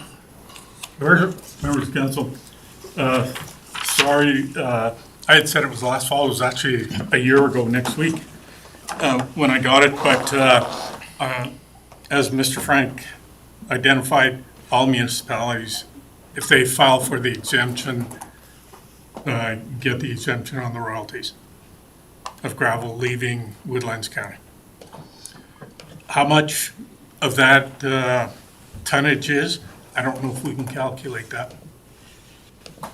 Okay, well, at least, thank you, appreciate the time going looking for the paper. Yep. Councillor Dean? So, similar to the tonnage that we get levies on being self-reported, this is self-reported as well? Through the chair to Councillor Dean, no, it's not self-reported. They have to get a document signed by the municipality that is utilizing the aggregate. Yes. And I guess what my question is they want to break on a certain amount of gravel that they've taken out. Do they not have to say, we took this many tons out and we don't want to pay a levy on this many tons? Through Chair to Councillor Dean, that's correct. They Yes. do have to. They have to identify, Town of Whitecourt used 1,000 tons. That's got to be on the document. Yes. That we received? Sorry? I don't know if we received those. Not that I'm aware of. Okay. So it sounds like the gravel leaving is just reported to the municipality that's getting it, not. Councillor Burrows? Can we not request that from, I mean, the gravel companies doing the extraction, they're calculating, self-reporting the levies and deciding, I mean, they've got to have the paperwork as to what's exempt and what isn't, because they're the ones not charging on it, right? Yeah, through the chair to Councillor Burrows, they can tell us how much is exempt and how much is not exempt. They have, That's the numbers that we need. Can but we- it's just for what they've used in the county, right? We're talking about, Just this county? yeah, so, well, they could leave the county, but in terms of, they've only taken off what they've used for county purpose. I think they used, unless you get them to use some of their gravel, right? For our projects, Yes. yeah. So, I think what council's asking is they should have a rolling number on ton, whether it's this municipality or say Barhead or Whitecourt or Lac St. Anne, where they're moving it to, they should have a total of what they're sending out for municipal jobs that are exempt, whether it's us or, another municipality. They probably have a total of what, is exempt and what's not. To the chair, that's, I'm sure they do have that, but whether, it's not something that we can go and ask them for, I don't think. Oh, yeah. Not the outside of our ability, I think, to get it. So Councilor Brewer, you have your thought there, and then Councilor Coogan. well, I was just gonna say, I mean, can we not ask them for it? It's like, it's really hard for us to argue a point with the province on this whole gravel levy thing if we don't have any numbers. So, do we have to go through GOA to get this reporting for what's exempt and what isn't, or permission, or how do we go about asking the question of the gravel companies, how much is exempt and how much? Because all we really need to know is what's the total you pulled out and what's exempt. That's all we're interested in. We want to know what's pounding up and down the roads. And that's, I don't understand why this is so difficult. Councilor Coogan and Councilor Wilhelm and Councilor Preston. Yeah, just through to council, I guess. I think it's a lot simpler than what we think. I think what we have to understand is that the levy doesn't make any difference to the operator. It's just that he pays that 40 cents levy on some, and what he doesn't pay it on, that doesn't really change the equation, because it's the province that actually, or whoever the municipality is, that benefits from it. So I think that the answer to this is that we'll just have a chat with, I know the manager, Chris, out here at Croswell's, and just ask him what the process is. That way we understand it a little bit better, and then maybe we can go from there. Councilor Wilhelm? I guess My question is, will they want to share that information with us? Because they don't, if they're utilizing it for a municipality, they don't pay a levy on it. And if we can't force them to tell us what that tonnage is, why would they? Because, other than to be good partners. Councillor Prestidge and Councillor Rose. Through the chair, I think this is something that we should bring to RMA, because Woodlands County is a big supplier of aggregate. We don't import aggregate for our own use. We use our own in our own county. So we're at a loss because everybody's using our county and our roads, and we get nothing from it. And we don't get anything from, we don't buy gravel from Laxanan and Barhead, so we never get it in return. So we are actually at a loss with our gravel. So that could be something RMA can lobby the government to change those rules. Councillor Rose. Yeah, and just to be clear, we're not going after the gravel companies. It's not like we're saying that they're not reporting correctly or something like that. The 42 cents, is it? 40 cents on the gravel levy that's charged and collected, it's legislated. It doesn't go through their end one way or the other. Like, they don't make money on it or lose money on it. It's just something they have to report and collect.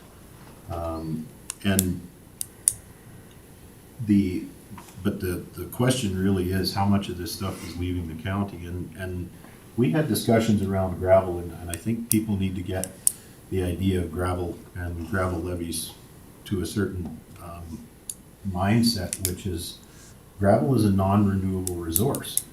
Once it leaves your county, it's gone forever. You will never see it again. You will have to ship it in from other places. And I don't see this as being any different than oil and gas royalties that the province collects. But the province always seems to put legislation in place, and they'll use the exemption of the well drilling and equipment tax, which was designed, again, for infrastructure that gets pounded because you're doing new developments and you're doing work on wells, but you're beating on municipal infrastructure. And they're saying, okay, well, we're not going to charge you the well drilling and equipment tax. Well, that's a municipal tax. That goes to the municipalities. They didn't give them a break on the royalties. So they're very generous to cut out the municipality on the tax end. Meanwhile, that burden gets offloaded onto the residents. So this is the bigger conversation that needs to happen. And I guess that's why I just want to know is where, A, can we get the numbers? Will they self-report those numbers to us? Or B, do we have to go a different route? So those are the two questions that we need to answer. Councillor Dean. Yeah, I agree. I really don't see any danger in just asking the question.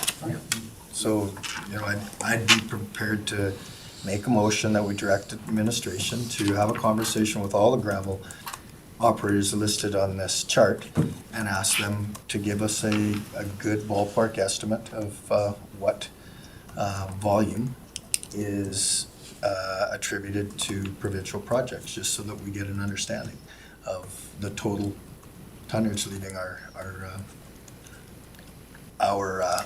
municipality. So I didn't make a motion. I said I was prepared to, but we've been on this topic for a long time, so I will make a motion that council directs administration to consult with the gravel operators listed on this chart to get an idea of the volume of tonnage that is attributed to municipal projects. Okay, Mr. World? Mr. Chair, just to make one comment. So this list is the ones that have reported and paid a levy. We also have another list of people that reported zero. So it's a lot bigger list than this for gravel in our area. With that information would, okay, I'm not even sure if we want to pigeonhole it to this then, or? Yeah, let's start with this. Okay. Let's start with this, yeah. And Councilor Burrows? can I just make a friendly amendment? I would say, rather than municipal, we want to capture provincial too, so let's just go with, and the only thing that exempts this is that it's being used in the province or a municipality. Is that correct? From the levy? Yes. Okay, so just say levy exempt. Sure. Yep, works for me. Okay, motion on the floor. Any other discussion on that motion? Seeing none, I'll call the question. All in favor? Okay, that's carried. 7.3, cold mix road local improvement feedback results. Your worship, members of council, there were two public meetings held regarding coal mix. They were held in conjunction with the budget information evening. Prior to the two meetings, over 200 letters were sent out to property owners. We received a total of, I believe it was 15 comments. One of the questions council was looking for answers to was the amount that ratepayers would be willing to pay for local improvement tax. Out of the 15, we had 7 that reported they would pay from $5 to $200. 4 would pay $200 to $400. The $5 one, there was one that commented on that. The other 6 were $100 to $200. One of the comments we also received from the ratepayers was that if local improvement is put in place, that the amount being paid would be split evenly amongst the property owners. As we identified to council back when there was an RFP presented on local improvements, that there are 4 ways to tax on local improvement: either assessment, frontage, area, or equal split. And that was the overwhelm. Actually, there was no other comments on any other way to tax it other than equally. Administration is working on a follow-up report regarding coal mix, which areas the form of local improvement as far as taxation and a few other items of information. And we are attempting to get it to next week's GNP. Time is short, but we are working hard to get it to that next meeting. And the recommendation is that council accepts the report as information and direct administration to bring back a coal mix priority discussion with local improvement scenarios. Okay, thank you very much, Andre. Any discussion for administration? Councilor Wilhelm? I'll make a motion.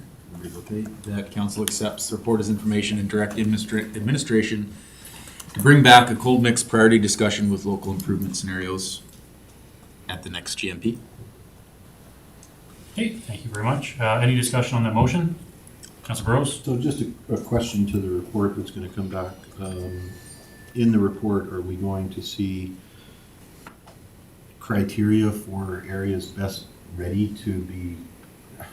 I guess we had a lot of conversation around, there's some areas that need some base improvement, ditching, that kind of thing, and then there's other areas that are probably almost ready to go.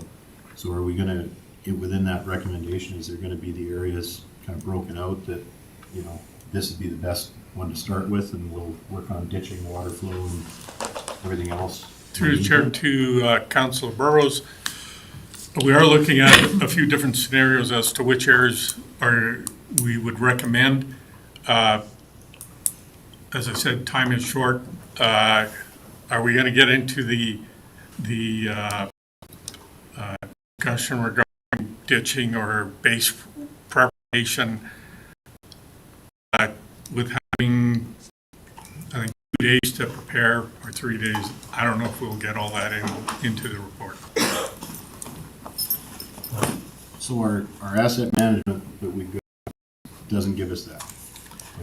Through the chair, Council Burrows, as we mentioned a number of times, Our asset management is still in its infancy. We are still collecting data. We do have different pieces, but the issue is going to be putting dollar numbers to all that stuff. So just, I'm sure I was told that the ditches are all in and the culverts are all in. And the surface conditions are all in for the roads. Isn't that all we need? Through Chair Council Burrows, yes, that information is in there, but the dollar numbers are not there yet. Like, through the chair to all council, if council wants to look at ditching and culverts and the base and everything to do coal mix, then that changes the whole story from 7 kilometers maybe down to 3 kilometers. The direction we received was based on a 7 kilometer rotating program.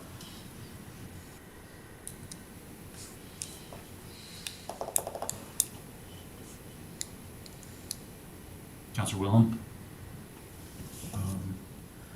Yeah, or through the chair to administration, I agree that when we initially talked about 7 kilometers is what we talked about, and we earmarked money in the budget for that amount for a supposed 7 kilometer, what do we call it, rolling cycle for the roads, but that wasn't with taking into consideration local improvement taxes as well. Like, if we earmarked $650,000 or whatever it was in the budget for a 7 kilometer section, if we were doing a local improvement tax and sharing that burden with some of the residents, then that would be more than a 7 kilometer stretch, would it not? You could implement other portions of the road maintenance.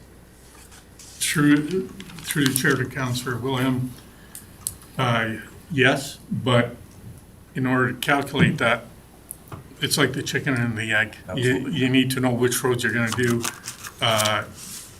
how much are you willing to tax, to know how much revenue you get, to determine how much you can do, much more you can do. Yeah, I think the key thing that we should be seeing, and I hope we're seeing next week when we have this discussion, is we've got a tiered section of roads, starting from worst condition road that needs repair immediately to a road that's not gonna need to be looked at for 7 years.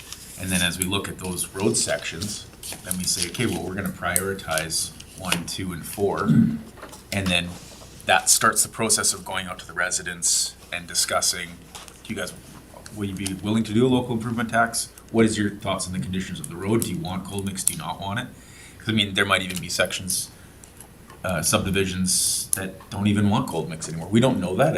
I can't guess if that's gonna happen, but I think first off the hop, we should be looking at basically a summary of the roads that need to be looked at and how we're gonna attack it. Mr. Bichon? Through the chair to council, I guess what I'm saying is, if council wants all that information for next Thursday, it's gonna be hard to do. Given the size of that job and staffing constraints, for the next G&P, it's gonna be very difficult. Well, we have a motion on the floor to bring it. I think we should, whatever you have available, so we at least have an idea what we're starting to look at. But I also feel that this council wants to get away from kind of, putting a patch in a bullet hole. We don't want to keep putting money into something that's not gonna actually fix the problem, and it's not going to, resolve whatever the underlying issues are that keep dissolving the roads and getting us in this position where we gotta keep putting more and more money into just patching and keep going. So, we do have a motion on the floor. Like I said, I do agree that we should be starting these conversations, but I also agree that we need to have more conversation on how we're going to approach this. Councillor Burrows? So I promised, because I had a long phone call on this, that I'd make sure that I shared this part, but the one piece of feedback that I got from almost unanimously everyone that I spoke to was that if you're gonna charge us for cold mix, it darn well better be good. So if the road base can't handle it, and and it goes to crap in front of their place after we put it down, I'm not willing to put cold mix down. So if we can't see that, that has to be part of the program is what I'm saying. Anyways, that's it. Right, last one and call the question. Absolutely. And just to follow up through the chair to Andre and administration, I totally understand the time constraint and the manpower constraint that you guys have with that. I think that what's important at the next GMP meeting is that the discussion goes around what our expectations from council will be for this program moving forward, because we've only had preliminary discussions about it, and that's why I wanted it brought to the GMP, was you guys are gonna bring us the data that you do have, we're gonna tell you what we want from that data, and then we can start fleshing out a plan based off of that. And if you already have a plan, maybe we'll totally agree with it, or maybe we can tweak it to whatever our vision's gonna be for it. So that's all I was asking for. With that, I'm gonna call the question. All in favor? Okay, that one's carried. 7.4, cancellation of May 22nd, 2024. Mr. Frank? Your worship, members of council, we are having a George Cup strategic plan review on that date, so we need to cancel the council meeting. Councilor Dean? I think we discussed this at length the other meeting, so I just make a motion that council cancels the May 22nd, 2024 regular council meeting. Okay, motion on the floor, any discussion on that motion? Seeing none, I'll call the question. All in favor? Okay, that's carried. 7.5, 2024 Bridge Maintenance Tender Award. Your worship, members of council, the 2024 bridge maintenance tender was let out, advertised. We received 3 bidders. The lowest bid came in under the engineer's estimate. The engineer is recommending that the tender be awarded to Access Bridgeworks, Inc. They did do the checks on them and are satisfied they are capable of doing the work. The funds are from the 2024 operating budget, and recommendations that council award the 2024 bridge maintenance tender to Access Bridgeworks, Inc. for the value of $320,048 plus 10% contingency of $32,000 if required. Councilor Prestidge? I'll make that motion that council award the 2024 bridge maintenance tender to Access Bridgeworks Incorporated for the value of $320,048 plus 10% contingency of $32,000 if required. Okay, motion on the floor, any discussion on the motion? Not seeing any, I'll call the question. All in favor? Okay, that one's carried. Council reports and questions. Start with Councilor Kuchen. Okay, I guess since the last meeting, we had a Bar District Social Housing regular board meeting on the 1st of March. We've got all of the things that we had to deal with staffing there back under control, and it's a really good board, and we had some real difficult issues to handle, and that's all. It was handled as best as it could be, and everything turned out really well. And then on the 6th, we had the internal communications and planning here, and that was an excellent exercise. It was there was a lot of things that I keyed in on that this planning communications amongst both internally and externally is a far greater challenge than what I thought it would be. But on the other side of the coin, I think the group worked really well, and I got a lot out of it, and I understand it a lot better, the challenges that are there. So appreciate that. We had our MPC meeting that evening as well. I think we had 3 development permits in 3 subdivisions that were approved. That was really good. We had then on the 8th, we had our Ag Service Board supper, which was attended by about, I would say 50 60 people. 50 to 60 people. And Salmo was a great venue. It was, we had a lot of fun. I seen that some of the old farmers with our active improv there really had a good laugh. And it was enjoyed by everybody. And kudos to Don and James and Jennifer, because every year they pull it off and they have a really good event. And I think that Dave and myself and Don shared the MPC or the duties of chairing that, and it was really good. Then we had our service board meeting on the 12th, and there was we had some really good discussion. We had the reports come back from some of the at-large members who attended some of the conferences, and I'm hoping Al can help me out a little bit with this, but there were some really interesting things that have become part of some of the things that we're going to have to look at as service boards. And one of the interesting things was that with AI, with artificial intelligence, that it will displace 300 million people by, 2032? Because of the incredible amount of ability that artificial intelligence has of changing technology. Admin positions. Admin positions, exactly. And so that's, when you think about it, and that's the population of the United States that will have to look at opportunities in other places. And so how does that affect us?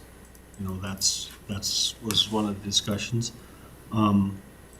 And we had a really robust discussion about the diversity in agriculture and how there's a lot of opportunities that are coming from the shift that's happening in the consumer world. And so it was an excellent meeting. And that brings us to today. Okay, thank you. Any questions for Councillor Pilkin? Move over to Councillor Burrows. Yep, thank you, Mr. Chair, for brief push. So on the 13th, I did miss a couple of council meetings, but on the 13th, we started into our first tax policy subcommittee on revenue tax policy and some of those questions that we got answered on the assessment. 26th, I attended the open house for the cold mix and the budget review and the local improvement tax idea. And I wanted to give you an update from RMA as well. So believe it or not, we're not the only municipality in the uncollected oil and gas taxes. So if you guys have been reading your contact letters, the RMA president has started to referring to the oil and gas companies that don't pay their taxes as zombies. And it's actually starting to stick. And the fact that these companies are actually continuing to operate without paying taxes, and that's actually an acceptable business practice, and it's allowed by the AER, is stunning.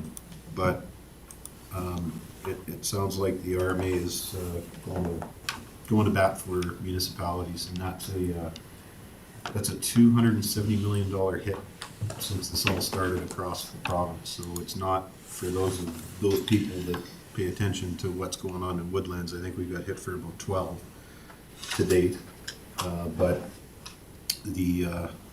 we're not the only municipality that's being affected by this. And they have put on special liens. They tend to be ineffective because most of the company's headquarters are offshored.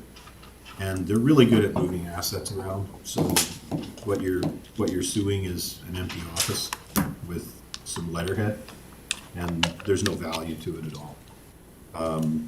It just doesn't help. So that's the biggest update for RMA, what's going on in RMA advocacy.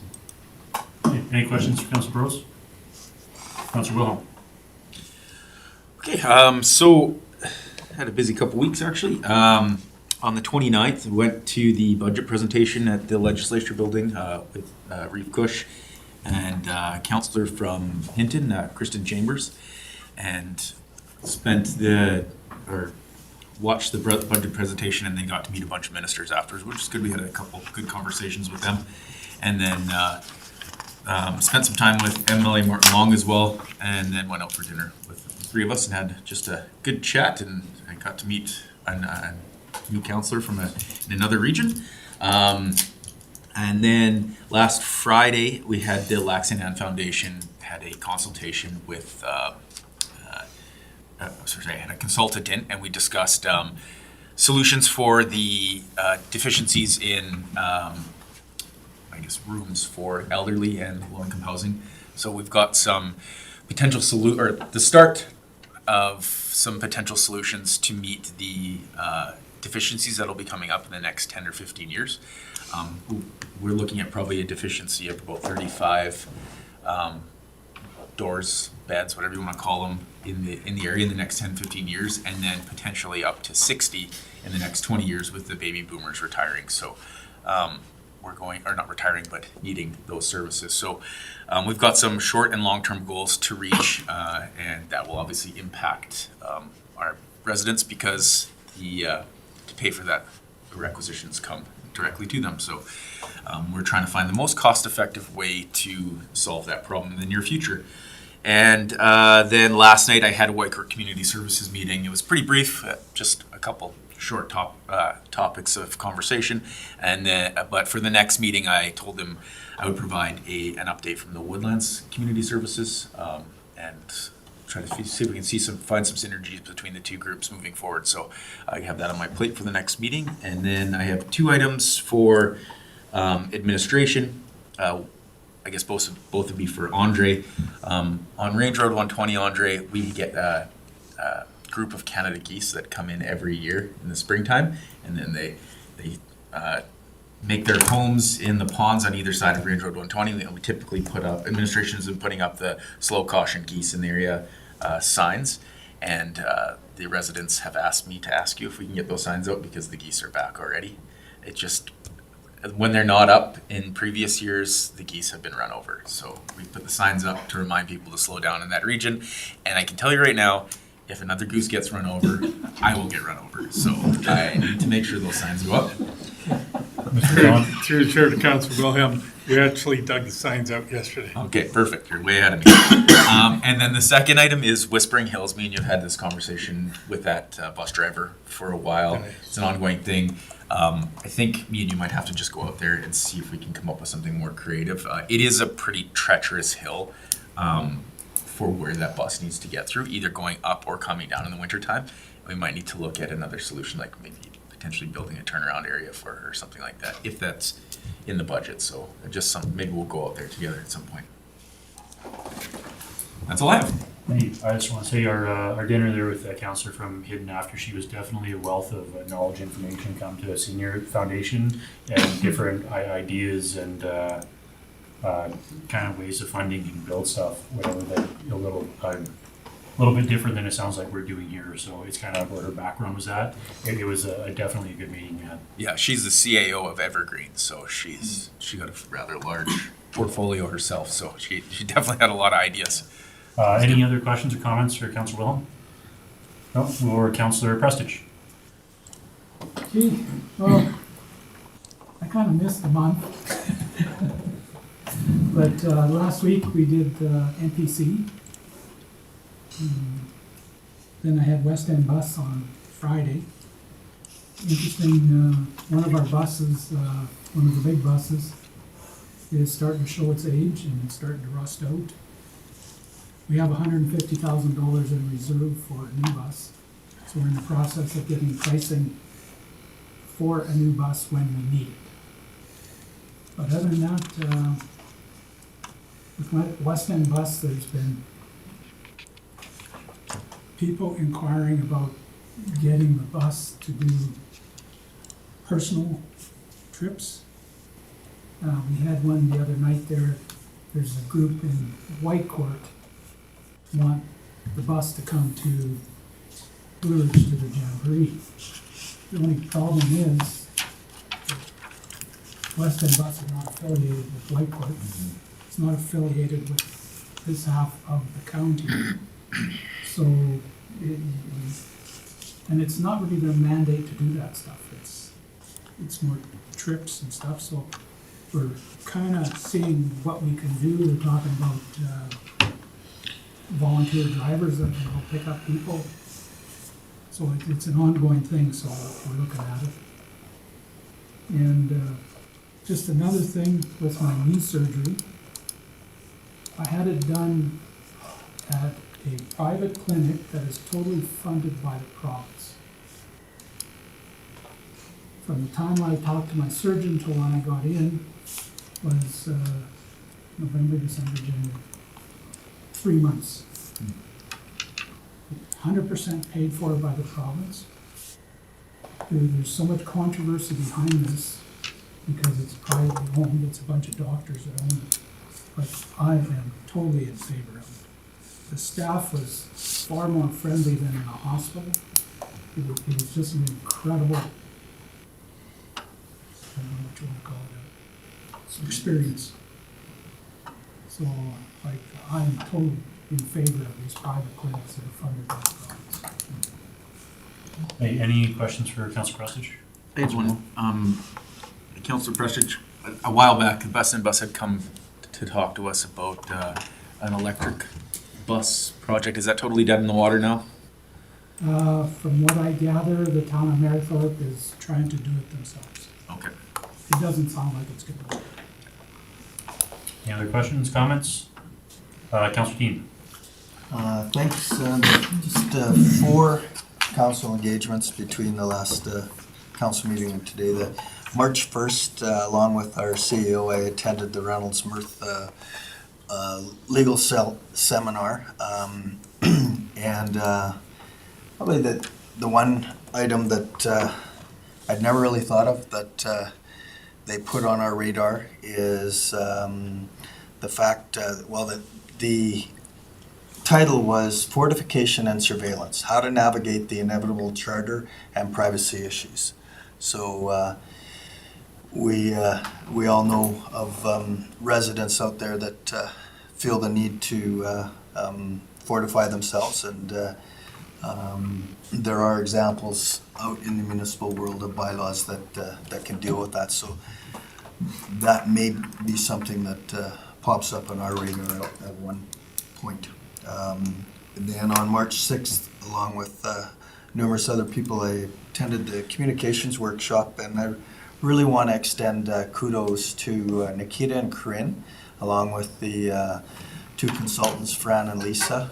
They led us through an exercise that, as Councillor Kulkin mentioned, was very eye-opening, and it was a good use of time, and it was well presented, and I look forward to the report that comes. So well done, you guys. And on the 8th, I attended the Ag Supper, and it's, as mentioned, it's always an awesome evening. It's nice to network, see old friends. I got a chance to sit down with Dan Pritchard. I hadn't seen him for quite a while, and we had a good chat. And on the 12th, I also attended the ASB meeting. So that's it for me. Okay, any questions for Councillor Dean? Councillor Williams? I attended an Ag Society meeting for Assiniboine. They had some updates there. They did a travel voucher raffle. I'm not sure if anyone's seen that, but it sold out in 50 hours, and I think they made $5,000. So that was a pretty good raffle that they came up with. There's a couple new people there, new facility maintenance manager out there, so we'll see how they do. Then on Saturday coming up, I just want to let everybody know there's a Fire Smart information session at Topland Hall on the 16th. It's from 1 till 3:30, so that'd be pretty good. There's lots of new acreage owners around the area, so I think it's pretty good timing for them. And then I just had a couple of questions about some of the stuff. Some things were brought up at the open house in Fort Assiniboine. This may be a question for Andre, but we have those speed signs in the budget. Is there a timeline for those to be put up? There's a couple people at school. That stop sign at the end of the road is the other thing I was going to bring up. that is causing huge problems. There's trucks running through town pretty fast right now coming out of that valley. So those signs might help out, especially before school kicks out for this summer if we can. And then that electronic sign in Fort Assiniboine, that was a big thing because it helps with communication out there. Lots of people read that. So those are the things I wanted to bring up. I'm not sure if there is a timeline on those speed signs. I can definitely say with the electronic sign, there's already discussions with, it was Joan and Heather working on a plan for that. So there was a lot of conversation come out of that. Awesome. Mr. Bichon? Through Chair Councillor Williams, timeline for the signs, I don't have one yet. Is there any way to kind of speed that up? I know you're not here for too much longer, but if we can put that on that priority list a little bit before you leave for the next person, that'd be great. I will do my utmost. Also regarding the stop sign, we are working on an RFD to bring back to council with further information. Awesome, thank you. Councillor Cogan? Okay, that was one that I was gonna ask to have a notice of motion on, that stop sign, because that is actually, right now, those trucks are entering that highway illegally, because it's required by law to stop at any, when you're entering any secondary or numbered highway. And even if it wasn't, it's causing lots of problems Yeah. otherwise, So I'm glad you're working on that, Andre, that's good, that was a priority. Any other questions, Councillor Williams? Okay, a couple, I'll say busy couple weeks here too. I'm gonna start with the ASB dinner. Again, very well attended. I definitely happy it was in the Anselmo Hall. We got to kind of showcase our community and what's kind of, I guess, the pride of that area and everybody, what they pitch in and what they do. It's a fantastic hall, and I'm glad we got to have it there. One thing that wasn't mentioned, a couple of things out of that though. One, I would like to congratulate Councillor Kukin and his wife. They received an award for an Ag Pioneer Award within the county. Just anybody doesn't know, it's sort of long-standing families in the ag industry within the county. So I was very honored to be able to present that to him. The other part that he graciously didn't mention there was a wonderful video that was presented by AgNo about rural mental health. And Councillor Kukin was one of the stars of that video. We did get to see it before at the Lethbridge for our provincial ASB. It's a fantastic video. I'm not sure if it's on their website, but if it is, anybody looking for something, it's very impactful. It's an incredible video. It's very well done. So congratulations on your award and that video that was put together there.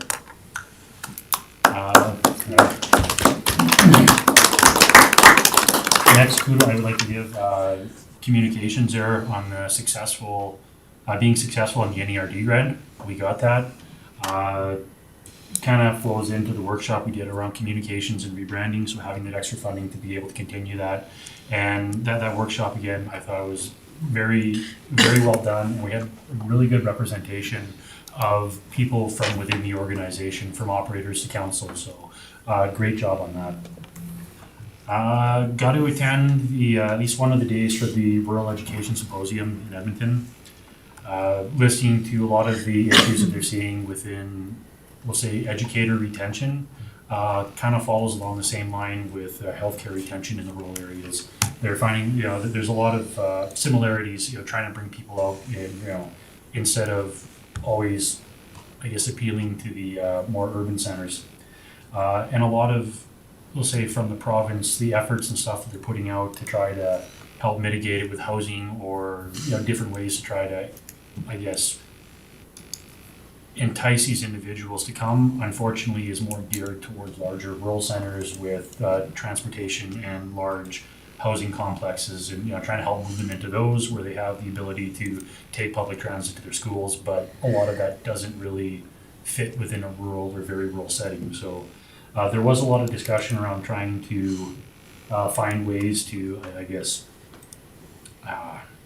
appeal to the right audience when you're looking for educators to come out here, or finding a way to try to get the people, again, this is an issue with a lot of rural areas is when people want to get into these different programs or different type of education, trying to get them to come back to your community after they've been out for a few years is sometimes difficult. I mean, they make a life for themselves in another community, and sometimes it is hard to bring them back into your community. But it is, you know, like I said, the conversations and everything around there were actually really good. Had a lot of conversations after with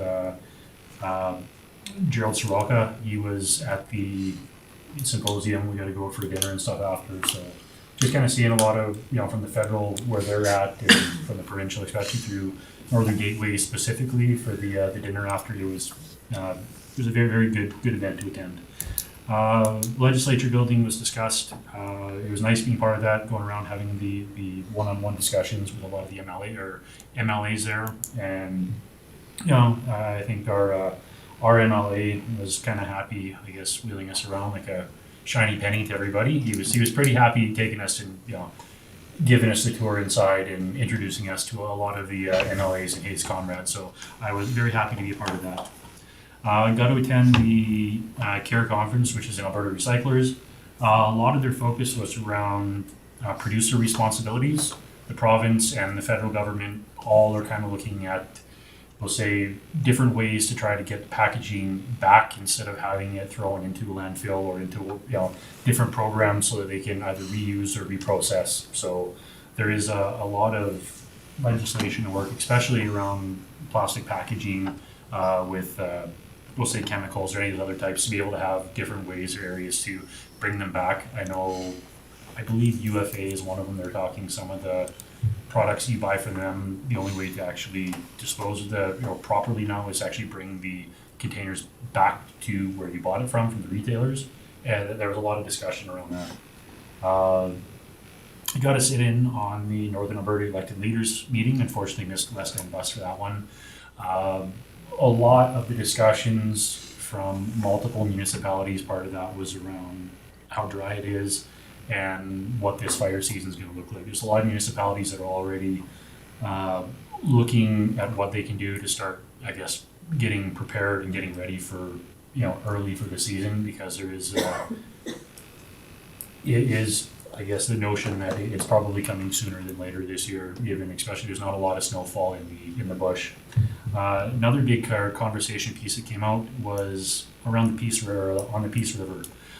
In BC, they put a dam on the river further up, and they're already talking about, I guess, the level or river levels where the water at is considerably lower than typical over the last couple of years, and they haven't even begun flooding their dam for the reservoir. So they're trying to find out from the municipality with the province what they can do, because it's in a different province where they set the dam up, but there doesn't seem like much consultation for downstream and what the impacts of that can look like, especially given how dry it is with possible drought season on the way and possible fire seasons on the way. There's a lot of concern from the councillors in that area.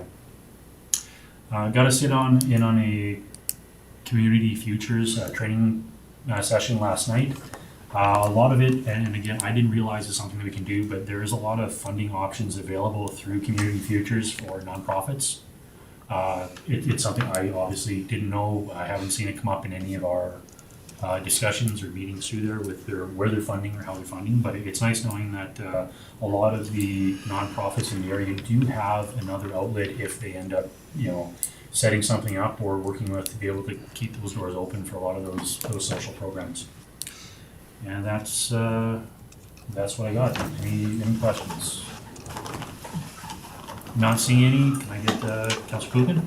Yeah, just before we take a motion to accept that as information, I would like to make a notice of motion. I'd like to send to GNP a discussion around the contract with the Fort Assiniboine Friendship Society. And we did get a letter.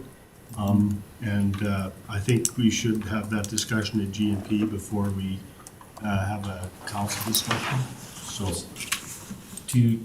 before we make that, to that point, I know I talked with Heather. I was asked when that letter came out, and they are dealing with that. They said that's at an administrative level, and they're currently looking at it right now. Okay, because I was at a meeting yesterday I sat in on their meeting yesterday afternoon, and they were a bit concerned that they weren't being heard, and that there's a difference in those contracts, so I'm just. No, we can definitely bring it for a discussion. So if Heather's willing to, if there's something that needs to be done, I would like to see that come to GMP. Okay, notice on, motion on the floor to bring the discussion on the contract for the Fort Assiniboine Friendship Center to a G&P. Any discussion on that? Councilor Wilhelm? Just which, the next one, or does it? It does, I Month think, down the road, no, or- I think it's just so that we, gives administration a chance to deal with it, and then we'll have more information. Okay. No, I don't think the next one would be, Couldn't make it. it couldn't make it anyways. Okay. Yeah. Okay, call the question, all in favor? Okay, and before we make a motion for this, one other thing I wanted to touch on, and I sent, it was an email I sent out to everybody here, and I think Mr. Frank's seen it also, from Municipal Affairs. There was a survey was put out, in regards to the legislation around ICFs.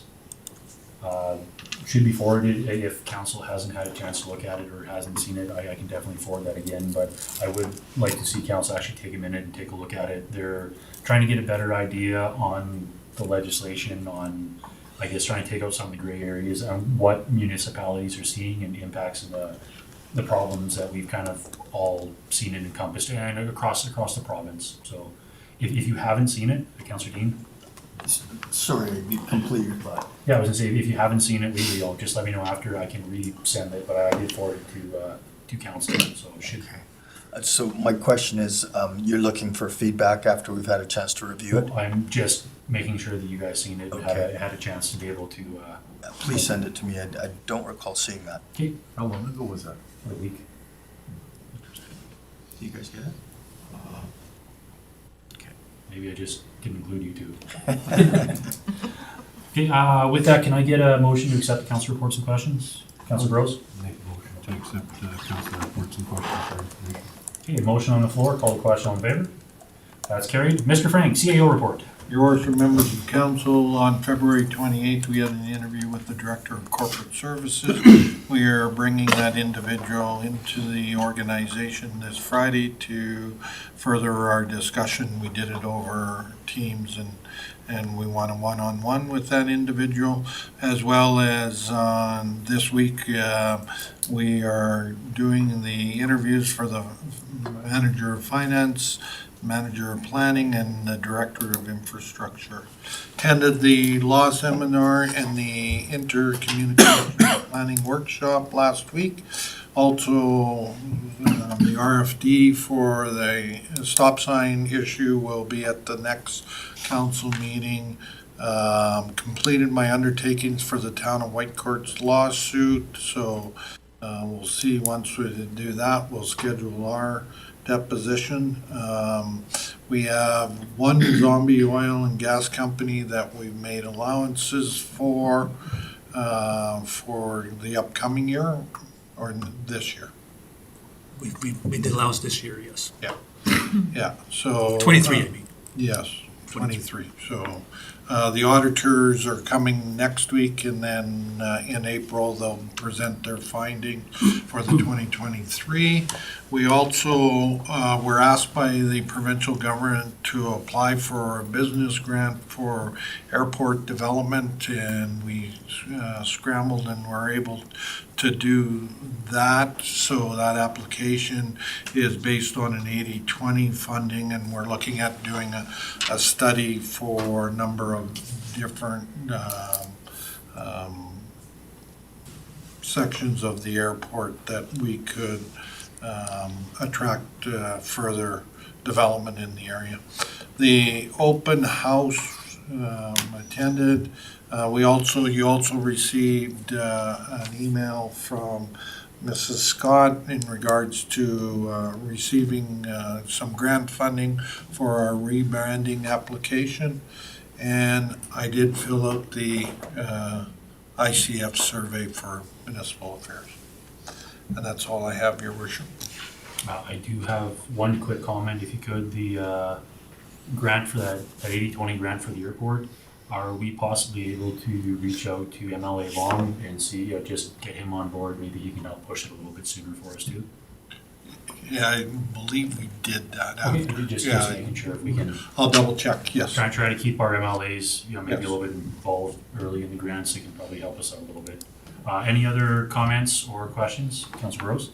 I just have one question, and I asked this at the February 28th meeting, when Mr. Frank was gone, but, so whoever can answer it, but on the February 28th meeting, there was, crap, I'm on the wrong page here. That's still the wrong page. And the infrastructure status report from there, and now it's taking me to something totally different. There was a $80,000 expense for the administration access parking lot paving. And I don't remember, I thought when we were having budget deliberations that we weren't paving the parking lot this year, so I have, administration access road and parking lot paving, $80,000, and the update was an RFP had been let out for engineering services once the results have been reviewed. Recommendation will be brought forward to council for the award. At that point, design will take place with tender being let out for the actual road work to take place. I don't remember as council, I remember seeing that come up, but I thought we pulled it. I've seen Andre's hand up there. Through the chair to Council Burrows and council, that came up at the January meeting, and I did identify that I would send out the approved capital list as approved by council, and that is identified on that list. It is. It is.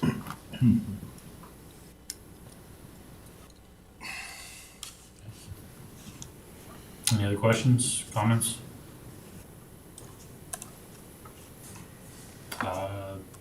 Not seeing any. Does anyone want to make a motion? Councilor Dean? Sure, I'll move that we accept the CAO report as information. Okay, motion on the floor. Call the question. All in favor? Okay, that's carried. Okay, we got the motion to go into committee of the whole. Councilor Dean? Move that we revert to committee of the whole. Under points 19. And points 19. Thank you very much. I guess, Nikita, if you want to, you can probably end the streaming. And then staff will probably vote. I guess we'll make, so we'll make a motion, sorry, we'll make a motion. I'll call the question on the motion. All in favor, go into committee of the whole. Thank you, it's carried. Committee of the whole.